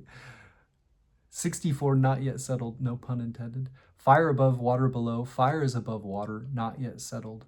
Thus, superior people carefully discern things and keep them in their places. I was going to finish that thought, but I'll save it for later, possibly. Not yet settled means something has not yet reached settlement. Above is fire, below is water. The fire is above water. When fire is above water, the fire cannot heat the water, and the water cannot control the fire. Water and fire in separate places is the image of being not yet settled. What superior people see in this is that once people get mixed up in temporal conditioning, the real is obscured and the artificial comes forth. Body and mind are unstable. Vitality and spirit are clouded. Volatility erupts and greed arises. Taking misery for pleasure, they go to any lengths and become extremely unsettled. Nevertheless, sages have a way of restoring the primordial within the temporal. It is just that people have never thought of this settlement. If they wanted this settlement, they would be capable of settlement. Therefore, superior people carefully discern things and keep them in their places. Things here means the primordial and the temporal, the real and false, earthly and celestial. Place means where these things abide. Carefully discerning whether things are real or false, it is necessary to be perfectly clear in mind, with genuine knowledge and perception, free from any doubt or confusion whatsoever. This is the work of investigating things to produce knowledge. In respect to the reality or falsehood of things, keeping them in their places so that the real is recognized as real and the false is recognized as false, and the two are not mixed up, is the science of rectifying the mind and making the intent sincere. When one discerns things and understands truth, and also keeps things in their place and does not act recklessly, the mundane and the celestial are not mixed up. The real and the false are distinguished. Then there is settlement in the midst of the unsettled. This is like water conveying moisture and fire conveying heat, each accomplishing what it can accomplish, each on a separate path. The primordial is that whereby the real body is made. The temporal is that whereby the phantasmic body is made. Before the primordial and temporal are settled, the mundane and the celestial are mixed up. The real and the false are confused. If one can distinguish the real from the false, one will know the places of the primordial and the temporal. The temporal has its place in the temporal, which is clearly obvious. One should not mistake something temporal for something primordial and forcibly seek settlement. The words carefully discern have a most profound meaning. Discernment requires investigation and penetration of every subtlety, without any carelessness allowed. This is particularly so because the primordial and the temporal are so close that it is easy to mistake them. Only by careful, minute discernment is it possible to recognize truly and know clearly that each has its place. When one knows that each has its place, then one can keep each one in its place. When one can keep each in its place, then the primordial can be preserved and temporal conditioning will not act up. Then the unsettled can be settled. The true earthly and the true celestial can join. Water and fire commingle, and the spiritual embryo forms. The reasons the sages put the hexagram not yet settled at the end was so that when people are not yet settled, they will investigate the truth and hasten to seek settlement. You could look at the I Ching being built on zeros and ones, and programs can be created through that. And in fact, this essentially is like an operating system, if you want to think of it in terms of that, where if you program your subconscious with it, you have an upgraded, in my opinion, operating system from any other operating system on the planet, in my professional opinion. So to that end, if one seeks to develop oneself, having access to the I Ching, and that's partly why I do them the way that I do, is that as I'm doing this, I'm training you how to read your own readings. I'm showing you the tools that I use. I give you access to free resources online that you can use. And James DeCorn in specific. So I'll have links in the description box that have each of the, in every single video, a link to that exact hexagram on James DeCorn's website. So if you want to read I Ching yourself, I suggest picking up Hilary Barrett's I Ching Walking Your Path, Creating Your Future, and Bicameral Mind's I Ching The Oracle. And with those two, alongside using, if you want, James DeCorn's Gnostic Book of Changes, which you can find online, like I said, through the links in the description box, you're pretty much set. And if you've gathered how I do them, and I show you what each of the coins mean, which one's heads and which one's tails, and when they mean what line, you could, I mean, you don't have, you could take a tutorial. You don't have to watch me do it and find out. There's probably easier ways. But the point is I'm trying to make this a system that soaks into your bones at a certain stage and becomes an operating system for somebody. So people wanting to adapt their subconscious in a way where they're reprogramming it with useful operating systems, this would be the one that I personally recommend highly, and as did Carl Jung, as did Terence McKenna. So I'm in good company. Not only that, countless Taoist sages, who many of them, you know, if it is such a thing, attained enlightenment, right? So, and even the gene keys are based on the 64 hexagrams of the I Ching. If you're familiar with those, I just recently ran into them. I didn't know what they were until recently, but yeah, that system is an updated concept or rendering of the I Ching, which is 3,000-year-old divination system that I think, in a way like Terence McKenna called it, kind of like mapping out the chromosomes or something like that in the human body. It's like we have 64 of whatever this thing is that he mentioned. I forgot, but it's biological. So I imagine people meditating for the lengths of time that they did and coming up with a divination system that was like,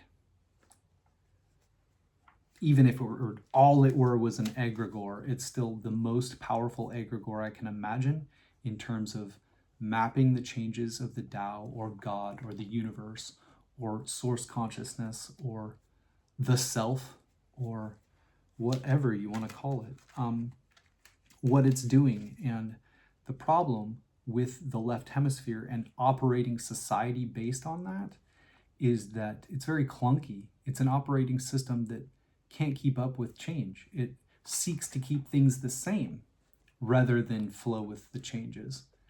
And so we're really, really operating with the wrong material in the first place. And I would suggest that anyone should tap into their intuition and seek to really, really get to know that. But it's not just that, it's also honing it. And it's not just that, it's honing it with the right operating system. Obviously, there are several things people can look into and do. This one I know works. And people that I highly respect and look up to also suggest that. Anyway, not to toot the I Ching's horn too incredibly hard, but obviously I've invested a certain amount of my time doing this, and we're getting into the winter season for me here in Seattle area. And I'm doing this out in my garage. I started, and right after I started in like October of last year or something like that, I was right into the winter season doing these in my garage. That's why I'm always wearing this warm clothes, because but there's a certain amount of dedication, even just for posterity's sake, having this stuff recorded and vlogged. I was just recently reading Hilary Barrett in the introduction of her I Ching commentary, and she talks about how one of the best things you can do is keep a journal of your I Ching readings. And this is the best journal that I could offer myself or anyone else out there, because it tracks, and I've started dating them as of probably months and months ago now, when they were, so I could even go back and look if I wanted to, or even go through and listen to the latest one to see what's going on. Often it seems like they last a decent amount of time, but not always. As far as like how long that reading is applicable, I find that if it's one that's pretty negative, I like to do another reading fairly shortly after. But all this to say that this is mapping the one Tao. It's just the one thing in several different guises or caricatures, or what did Jung call them? Archetypes, or you might even call them the signs of the zodiac, right? It's just how nature expresses itself in its various patterns. And so in that sense, it's kind of like an operating system, because it's about patterns. And I think that we don't think we're part of nature. But that's the point, is that this is a shamanic tool designed to bring you back and back and back, and refine and refine and refine, because you're using that left hemisphere to really, really, really, really, really, really create that open space in the center, and a furnace-like, cauldron-like quality to the whole thing that has a certain amount of containment, but the ability to let pressure out if necessary. I've created my own little alchemical chamber with brass fittings. I'm a plumber, and if someone's curious, I can give you the recipe. But anyway, shamanic things, when you have something that you can carry around with you, it becomes something in your subconscious. It's when you play a video game, when you watch a movie, anything you do, the job that you have, the place that you live, is building an internal world for you, and that's what this is for. This says we are in scary new territory, and that's always happening, by the way, obviously. But sometimes in society, you especially feel it, and sometimes with the changing of the trines and the astrology, the planets going into different areas in the constellations and all of that. I'm not an astrologer by any means, but there's constantly changes. The Tao is manifesting through many different changes, and we're a part of that. The only way to survive in the stream is to kind of go with the stream and not fight against it. You want to navigate as best you can around strainers. I also did whitewater kayaking, but a strainer is like a tree that falls down in the water, and if you go and get caught in that, you can drown.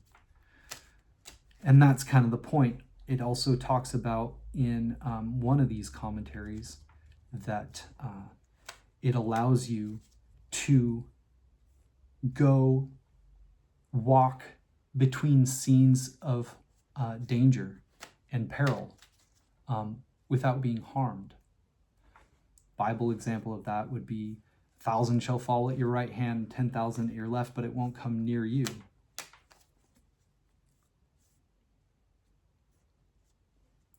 So, yeah, I am thankful to have a tool and an access to spirit, source, the Tao, God, a direct communication device that not only am I alchemizing in real time, but I'm steadily building that and building that. And that's the way the subconscious operates. That's how you program it. And I do it in liminal spaces. Like I read earlier on the clock, it was 4:44 a.m. I've been up all night. Went down to the river. Speaking of that, that's what comes back around again. Tuning in to different frequencies, that's why I have the different sticks.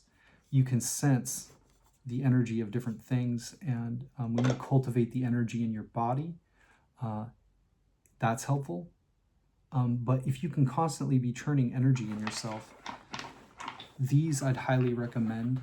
They're purple heartwood deals. I can probably leave them in the description box below too, but these are related to several of the chakras and several of the planets. And when I do this, I can feel the energy churn in my body. And the goal of moving energy around is to create that energy flow of the chi that allows you to move up the Kundalini process and basically awaken. But when you have those channels open, those nadi channels throughout your body, that is an incredibly powerful tool. But things become more and more subtle, and energy does, and it becomes a way of living that you don't need to slip out of. It's like divining all your life, all day long, being in that state. And that's why I've communicated with various people who have YouTube channels. The way that I do it is I, often will post their stuff on my channel, but I'm opening up a dialogue and creating a certain home, right? With consistent actions, creating a living space. And not to say that anyone I don't connect with isn't a part of that. The goal is for all to be saved, right? But you also need to make sure that there's a certain amount of order and that the intent is correct. And that is the goal of the family, is to keep the hearth, that skillful artisan-like work, the masons like building the hearth together in this glorious way that is really to just stay open so that that fire of the mind of Tao can arrive. But the force of mundanity, it wants to take charge of affairs. The human mentality wants to make everything about me, me, me. It wants to be ego all over the place, and it wants to take all of the energy that's being created and just put it into some squirrely side channel off into who knows where that wastes the energy, and it gives you results that you don't really want in the end. It's just your own left hemisphere trying to govern affairs and come up with directions before the time. It's not patient enough or trusting enough to be able to do what needs to be done. And what needs to be done is, imagine with me, if you will, in a universe not far from here, a whole species is at the brink of planetary toxification and war and destruction of their own lives, their own ability to be sustainable. And all of them are what you are. It's all just the Tao expressed in various guises. And they have an opportunity to realize that, and a time limit, because things don't just occur on their own. They do require that stillness, yes, but they also require effort. There's times for laxity and there's times for work.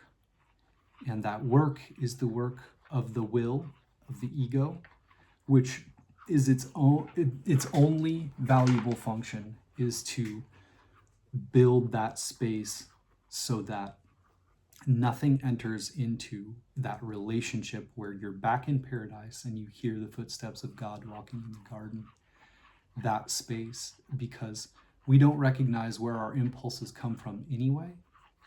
But when they're tainted by the ego and what the ego thinks that it needs to be satisfied, we end up creating unsustainable, toxic environments for our own internal worlds, and that expresses in our external worlds and in our relationships.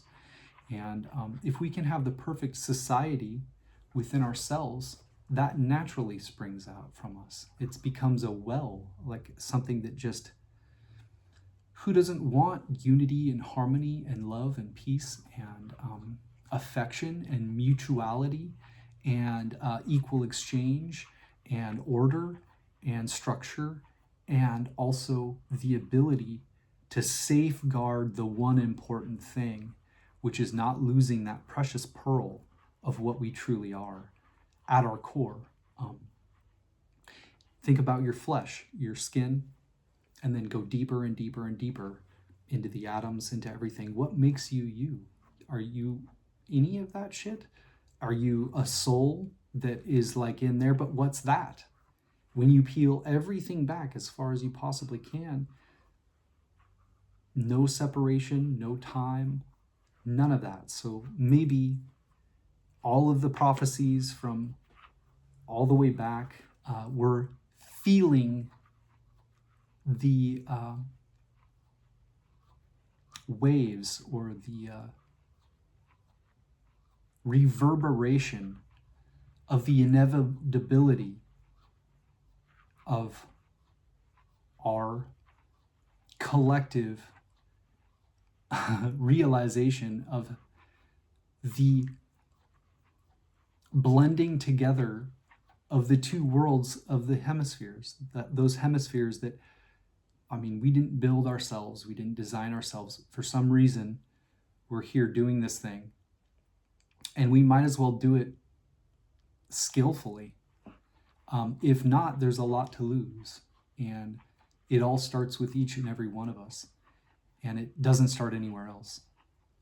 We can't build something we don't know what the fuck it is, and that left brain wants to know. It's never gonna know. We have language, yeah, but we're monkeys, right? That's whatever the fuck we came from is something that evolved into a space that could house this beautiful fucking gift, man. This beautiful fucking gift we've been given. And we want to clog the inner workings, forgetting that the usefulness of the wheel is through the hole in it. That space, when you clear out the human mentality from that inner workings, that's when the mind of Tao will naturally appear of its own. And that's really the only good function of the ego, is to just make sure that those spokes are in order and that whole wheel is built where all the different signs of the zodiac, the colors on the color palette, the mandala centers around that space in the center that everything sprang from, that we all at our core are. So there is no separation. There's no use in fighting each other for anything. There's no use in doing anything that's not sustainable, as long as we can transition in a way that's healthy and all of that. But that stuff is going to be best known through each individual person who's responsible for each of those individual things when they come to their senses, so to speak. And we're in a profitable stage in planetary history for those things to happen, and they very well will, whether we're prepared for them or not. At a certain stage, there's going to be a tipping point, in my opinion, through the collective unconscious of enough happenings. Those that are awake or enlightened have, I would say, suggest a larger, beefy kind of like aura or essence or consciousness wielding power, that you have enough of that going on. Everything else is insubstantial to that, and for a good reason. Obviously those things can be mishandled, But when you have something that has at its core virtue as a basis, that it wants to create virtue so that things can be harmonious, so that a home can have harmony between the people. It was Hilary Barrett. I didn't read far enough, but that's how we're going to end this. Comparing our primary hexagram with our secret hexagram. I'm just going to read them both all the way through, I think, and then end it.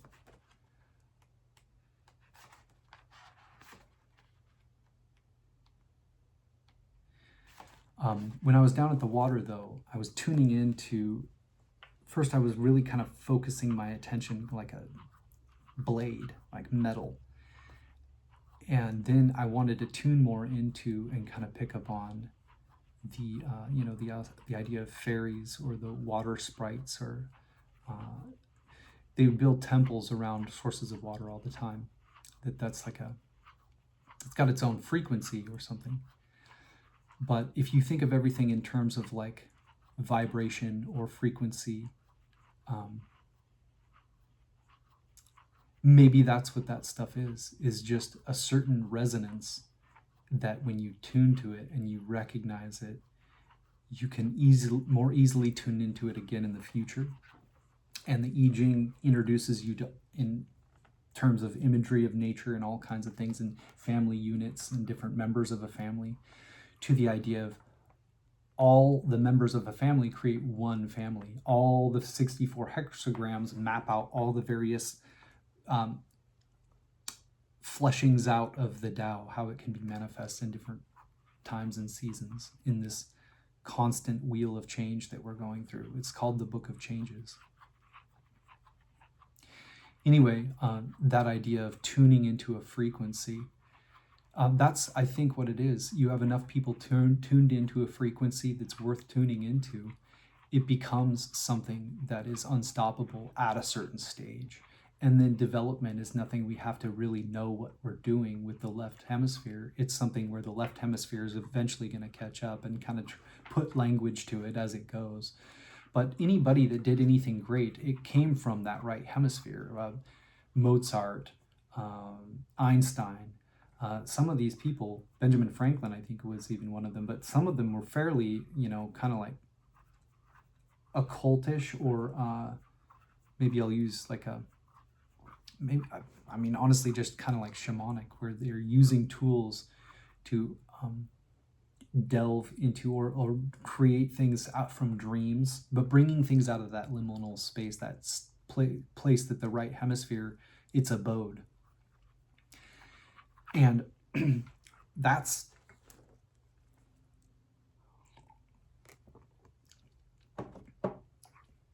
where inspiration comes from. And inspiration is desperately what we need. We have, in the West, largely run it out of our territory. And it is our right hemisphere.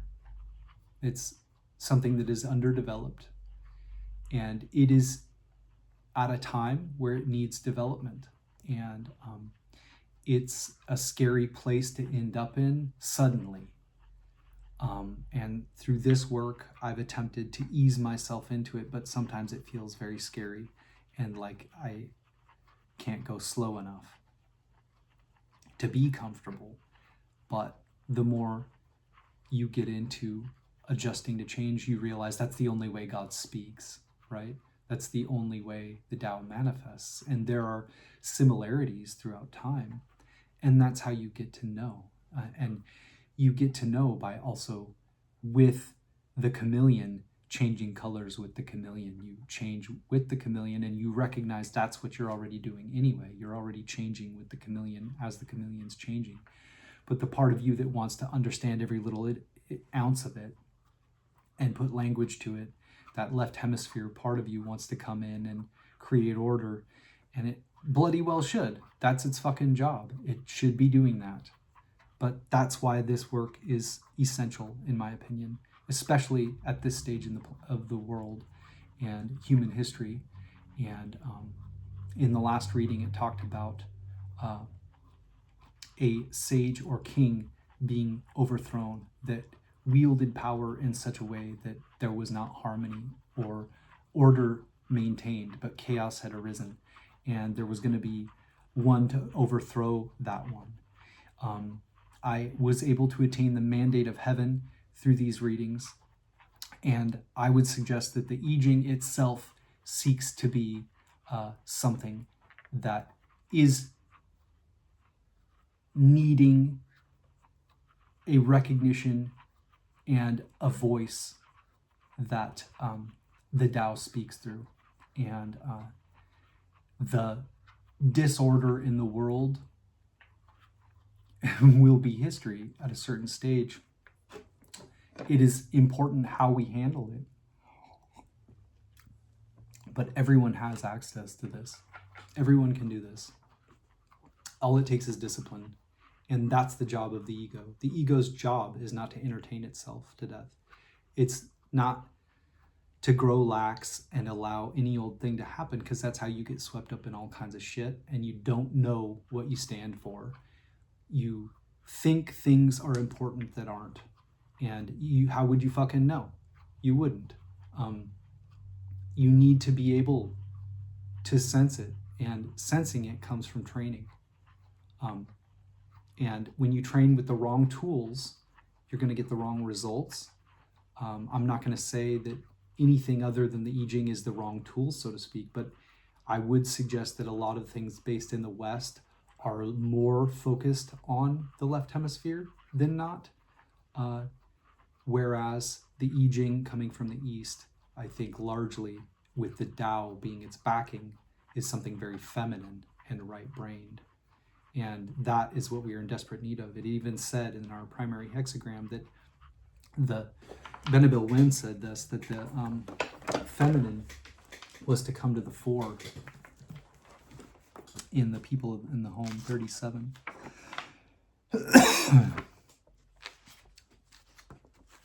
And then we'll read the 2 hexagrams from Hilary Barrett, and I'll stop on my platform here. But if you get the sense that I've been frustrated for a while about this not being something that's... I get that I'm a little weird of a guy, but this is a valuable resource, and I'm making it as valuable to any stage of development as possible. I read introductory I Ching commentaries and advanced and alchemical and Gnostic flavors, all so that anyone can tune in at any stage that they're at, and they'll still be able to advance higher and higher throughout. Anyway, in the 37th hexagram, the family, Bicameral Mind says, do not resist dependence on others, but be so independent that others depend on you. When there is interdependence, then there will be great success. Nurture your familial bonds. First, loyalty to the clan. Leave no housekeeping unattended. With them, you are strengthened and supported. With you, they are anchored and united. Wind from within, fire emanates outward, synergy for movement forward. This is the clan, the family, interdependence. The sage's words hold enduring power. Prosperity pivots upon the woman. Traditionalists interpret hexagram 37 as a particularly auspicious divinatory result for women. Thus, in readings for a man, the oracle counsels the man to follow the woman in the matter at hand. Her direction is auspicious and bodes well for your own endeavors. Confucianists interpret the hexagram as moral instruction on a woman's place and influence in the family. Women hold the clan together. There's an analogy and connection made between the role of women in the clan and words in society. Both are powerful, influential forces in the shaping of a civilization's humaneness, which is something we desperately need. At the heart of hexagram 37 is the political philosophy that the strength and power of a nation pivots upon the social and economic status of its society's women. Hexagram 37, people in the home. Key questions. Where are the boundaries of the home you inhabit? How are you building inner and outer relationships into a home? What kinds of growth does this environment support? Oracle. People in the home. A woman's constancy is fruitful. The old Chinese character for home shows a pig under a roof. A home is where people rear a pig together, sharing wealth, work, and value. People in the home cooperate in their shared space and invest in it together, as in a family, workplace, school of thought, or culture. And within the structure it provides, they can recognize and understand what is valuable. To create a successful home, you need to have the constancy of a woman. Steadily over time, your work creates a space in which all can grow freely into their natural form and find their place and their connections with others. You allow space for new things to enter and grow, becoming part of the whole inner ecosystem. You keep the space for living in. Image. Wind comes forth originally from fire, people in the home. A noble one's words have substance, and her actions are consistent. A strong fire in the hearth will create its own drought, the light and warmth at the center of the home translating into far-reaching influence in the world. It represents a constant living awareness that pervades the structure and makes its presence felt in everything the noble one says and does. Also, the fire needs a free flow of air to burn cleanly and steadily. Real words and consistent actions keep it alight. Sequence.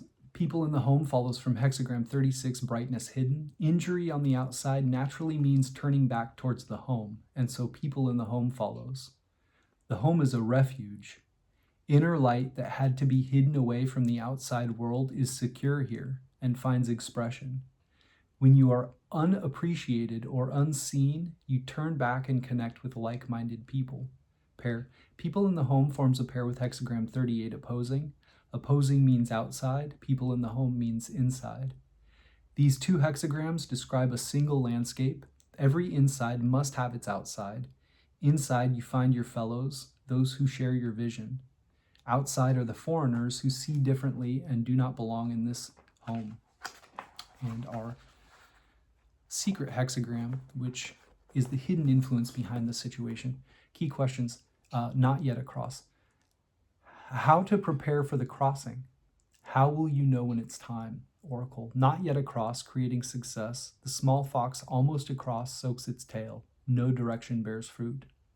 Here at the very end of the I Ching, nothing is settled or complete. Everything is in flux.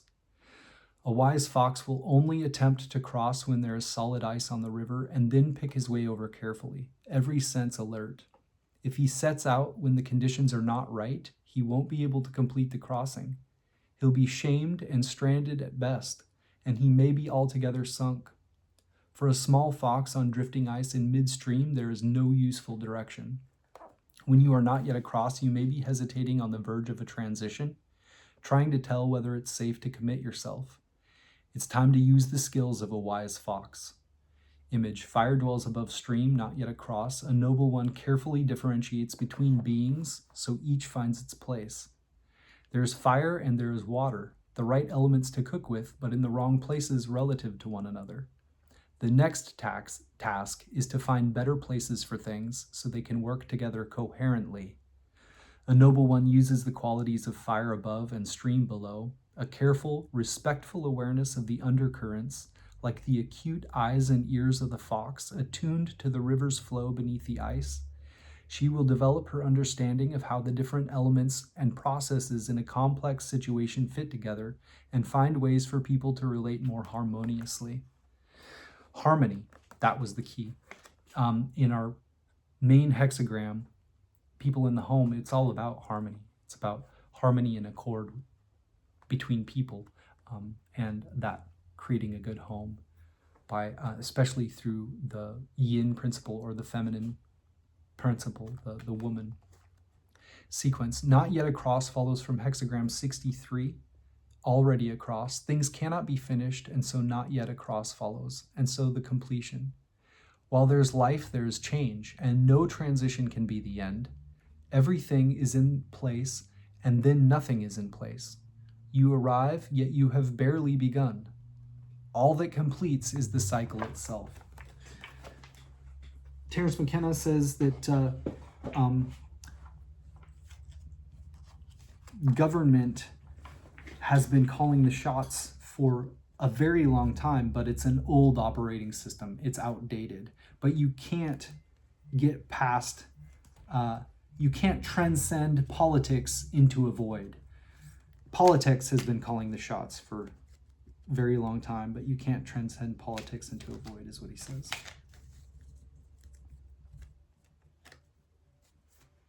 Give me a second. Somebody's alarm is going off and they're not going to get it once I get it.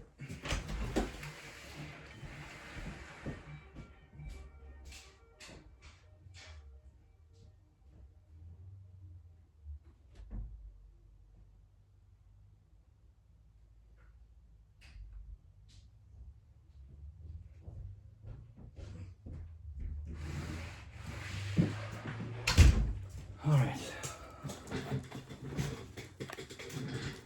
He also said, this was to a bunch of artists, an artist community of some sort, in a speech he gave, but he said that if the poets and artists can't find a way, then a way can't be found. And largely the reason that we're where we're at and haven't gotten past it is because the artists and poets haven't created a song that we could all dance to enough to come to a place that the imagination, that right hemisphere, creates. That's the space that is needed, that we need to develop more. And largely that's why in getting into this in the first place, I thought that this could potentially change the world, because oracles, tarot readers, diviners, channelers, if they're doing it long enough, highly develop a lot more than the average person, I would think, that right hemisphere, and using it more and more and more and more, that's the space that we need. And if they have harnessed that voice of God, as it were, they've been able to really hear the subtle footsteps of the Lord in the garden, right? Their influence, especially when people come to them in scary times. If all of the tarot readers and oracles and channelers and everybody were tuned to the Tao, so to speak, nature, God, but the basis of true reality, that, whatever the fuck that is, whatever you want to call it, that thing, if everybody were based off truth, I don't think it would take very incredibly long for the entire planet to transform into a completely different place. And I don't suggest that it's just people running around only using their right hemispheres. There's obviously the necessity of the left hemisphere and the ego, so to speak, which uses the willpower to develop those core values, virtue being one. And it's doing that because it has something to guard. That masculine wants to guard things, but what's worth guarding is the thing that we're destroying. We're afraid of the right hemisphere. It's so underdeveloped that we're scared to death of it. We don't want it to take charge of things, any old thing coming out of it, but when you attune it to the right, you understand it through a language that your operating system of your subconscious can start to develop into, so that it can be an alchemical process in and of itself, which Taoist sages said that the I Ching shouldn't even be used as a divination system, because really what it's for is alchemical processes.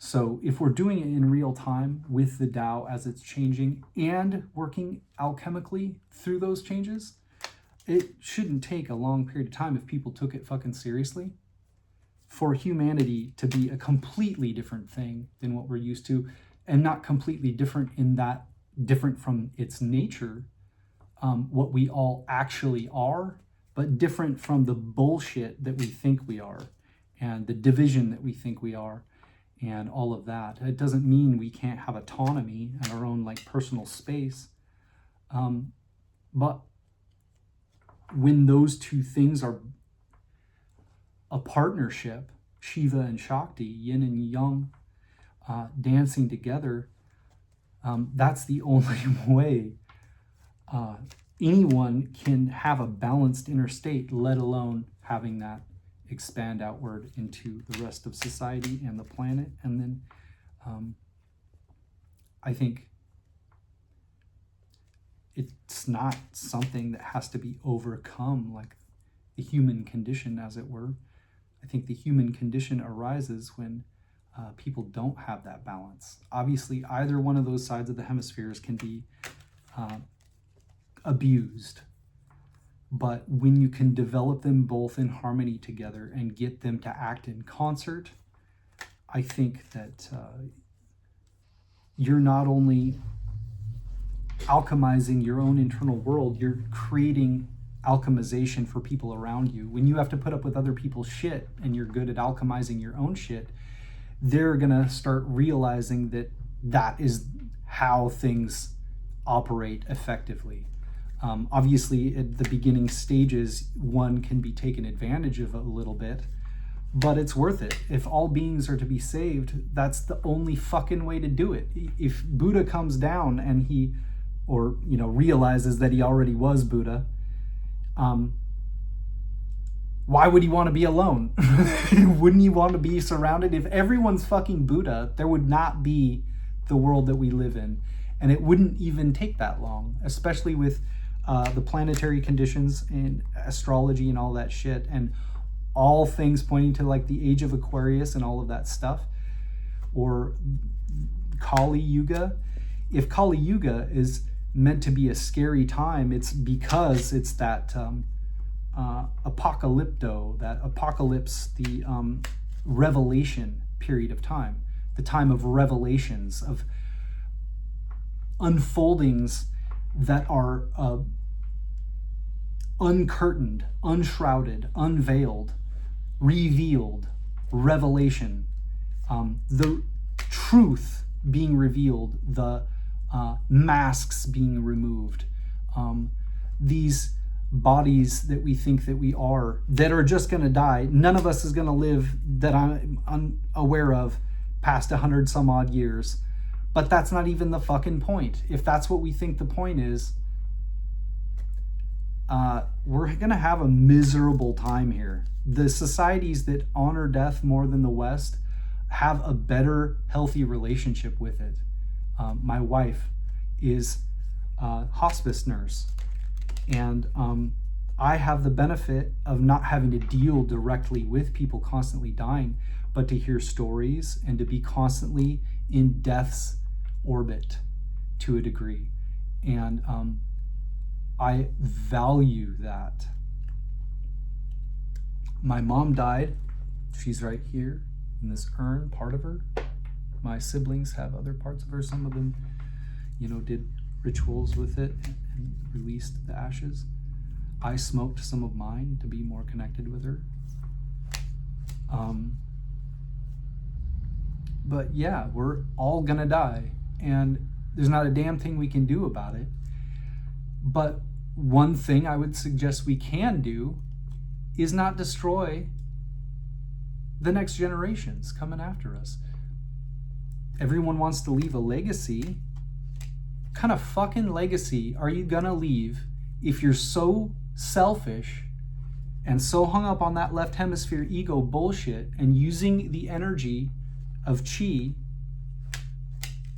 your life force, to go into bullshit ventures that do not satisfy? What's needed is unity and harmony and the ability for mankind to be people in a home. But we're not across yet. We're not yet across, but we can be. And that is my goal, and I hope it's yours. And I use everything at my disposal to reach that end. I'm going to read chapter 30. What the fuck? 81? Is that even a chapter? It's 74. In that order.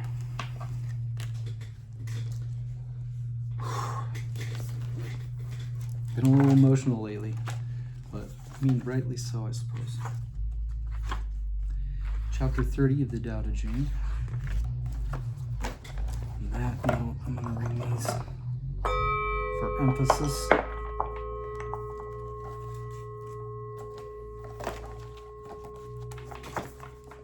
Thorns and brambles. One who works with the way to assist a lord of men does not use military might. Military affairs are fond of rebounding and retaliation. Where troops have encamped, thorns and brambles grow. When a great army passes, a lean year surely follows. The good attain the outcome desired. The good attain the outcome desired, then stop. They do not use violence in order to gain power. They achieve results, but do not destroy. They achieve results, but do not force. They achieve results, but not in excess. They achieve results, but are not arrogant. They achieve results, but do not boast.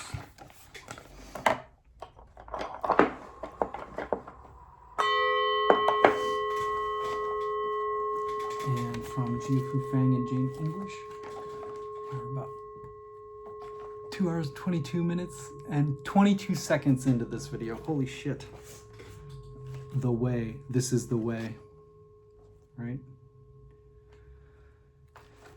Hexagram, chapter 30 of the Tao Te Ching. Whenever you advise a ruler in the way of Tao, counsel him not to use force to conquer the universe, for this would only cause resistance. Thorn bushes spring up wherever the army has passed. Lean years follow in the wake of a great war. Just do what needs to be done. Never take advantage of power. Achieve results, but never glory in them. Achieve results, but never boast. Achieve results, but never be proud. Achieve results, because this is the natural way. Achieve results, but not through violence. Force is followed by loss of strength. This is not the way of Tao. That which goes against the Tao comes to an early end.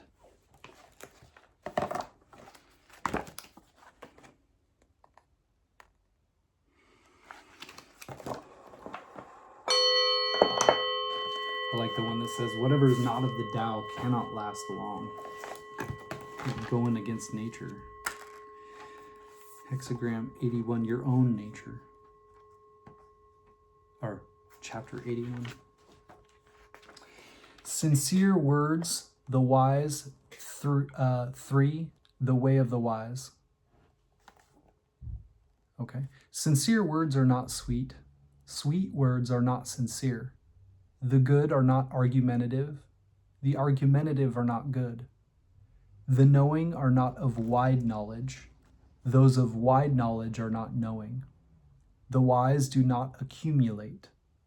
Expending all in doing for others, they then have more. Expending all in giving to others, they then have much more. The way of heaven is sharp, but does not injure. The way of the wise acts, but does not contend.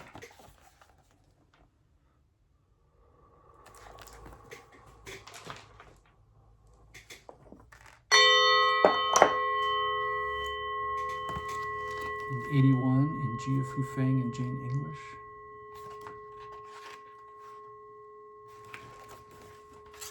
Truthful words are not beautiful. Beautiful words are not truthful. Good men do not argue. Those who argue are not good. Those who know are not learned. The learned do not know.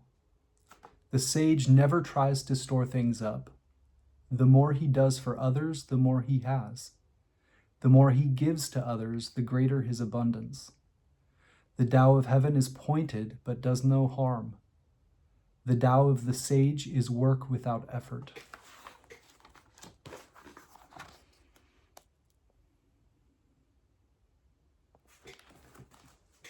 in the Christmas season, right? "'Tis better to give than to receive." And 74.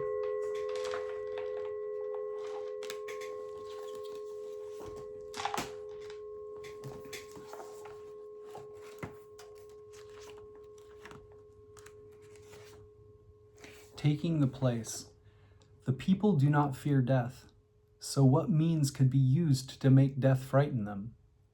If they were made to constantly fear death, then anyone who acted in a manner acclaimed by the people could be seized and put to death. Who then would dare to act in a manner acclaimed by the people? There is always one who presides over the elimination of life. When someone takes the place of that executioner, that is called taking the place of the great blade wielder. Those who have taken the place of the great blade wielder rarely have not injured their hands. The one who presides over the elimination of life is capitalized, the word one. So I would actually make way more sense than I ever thought it did before.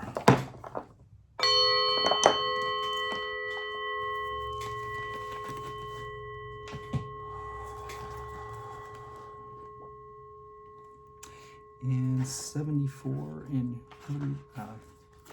Jia Fufang in Jane English. "If men are not afraid to die, it is of no avail to threaten them with death. If men live in constant fear of dying, and if breaking the law means that a man will be killed, who will dare to break the law? There is always an official executioner.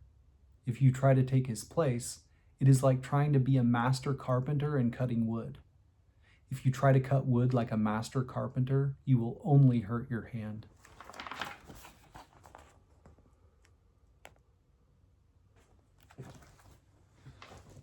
Not by force.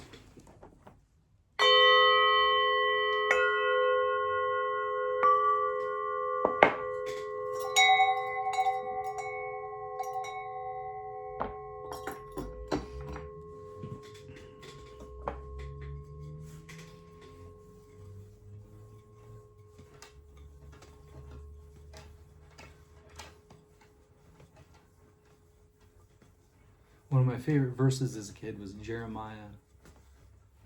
Forgot it, but "Not by might nor by power, but by my spirit, says the Lord of hosts." Also a good example.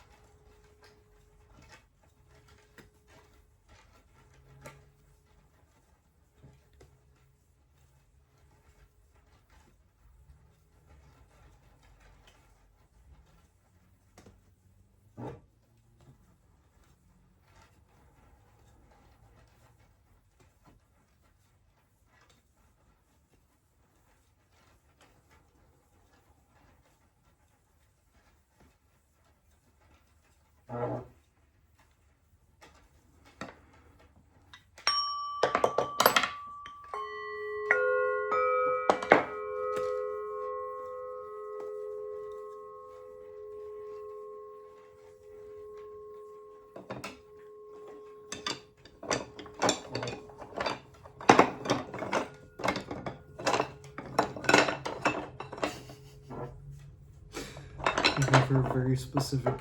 It's the birch one. Here it is. Symbolizes community.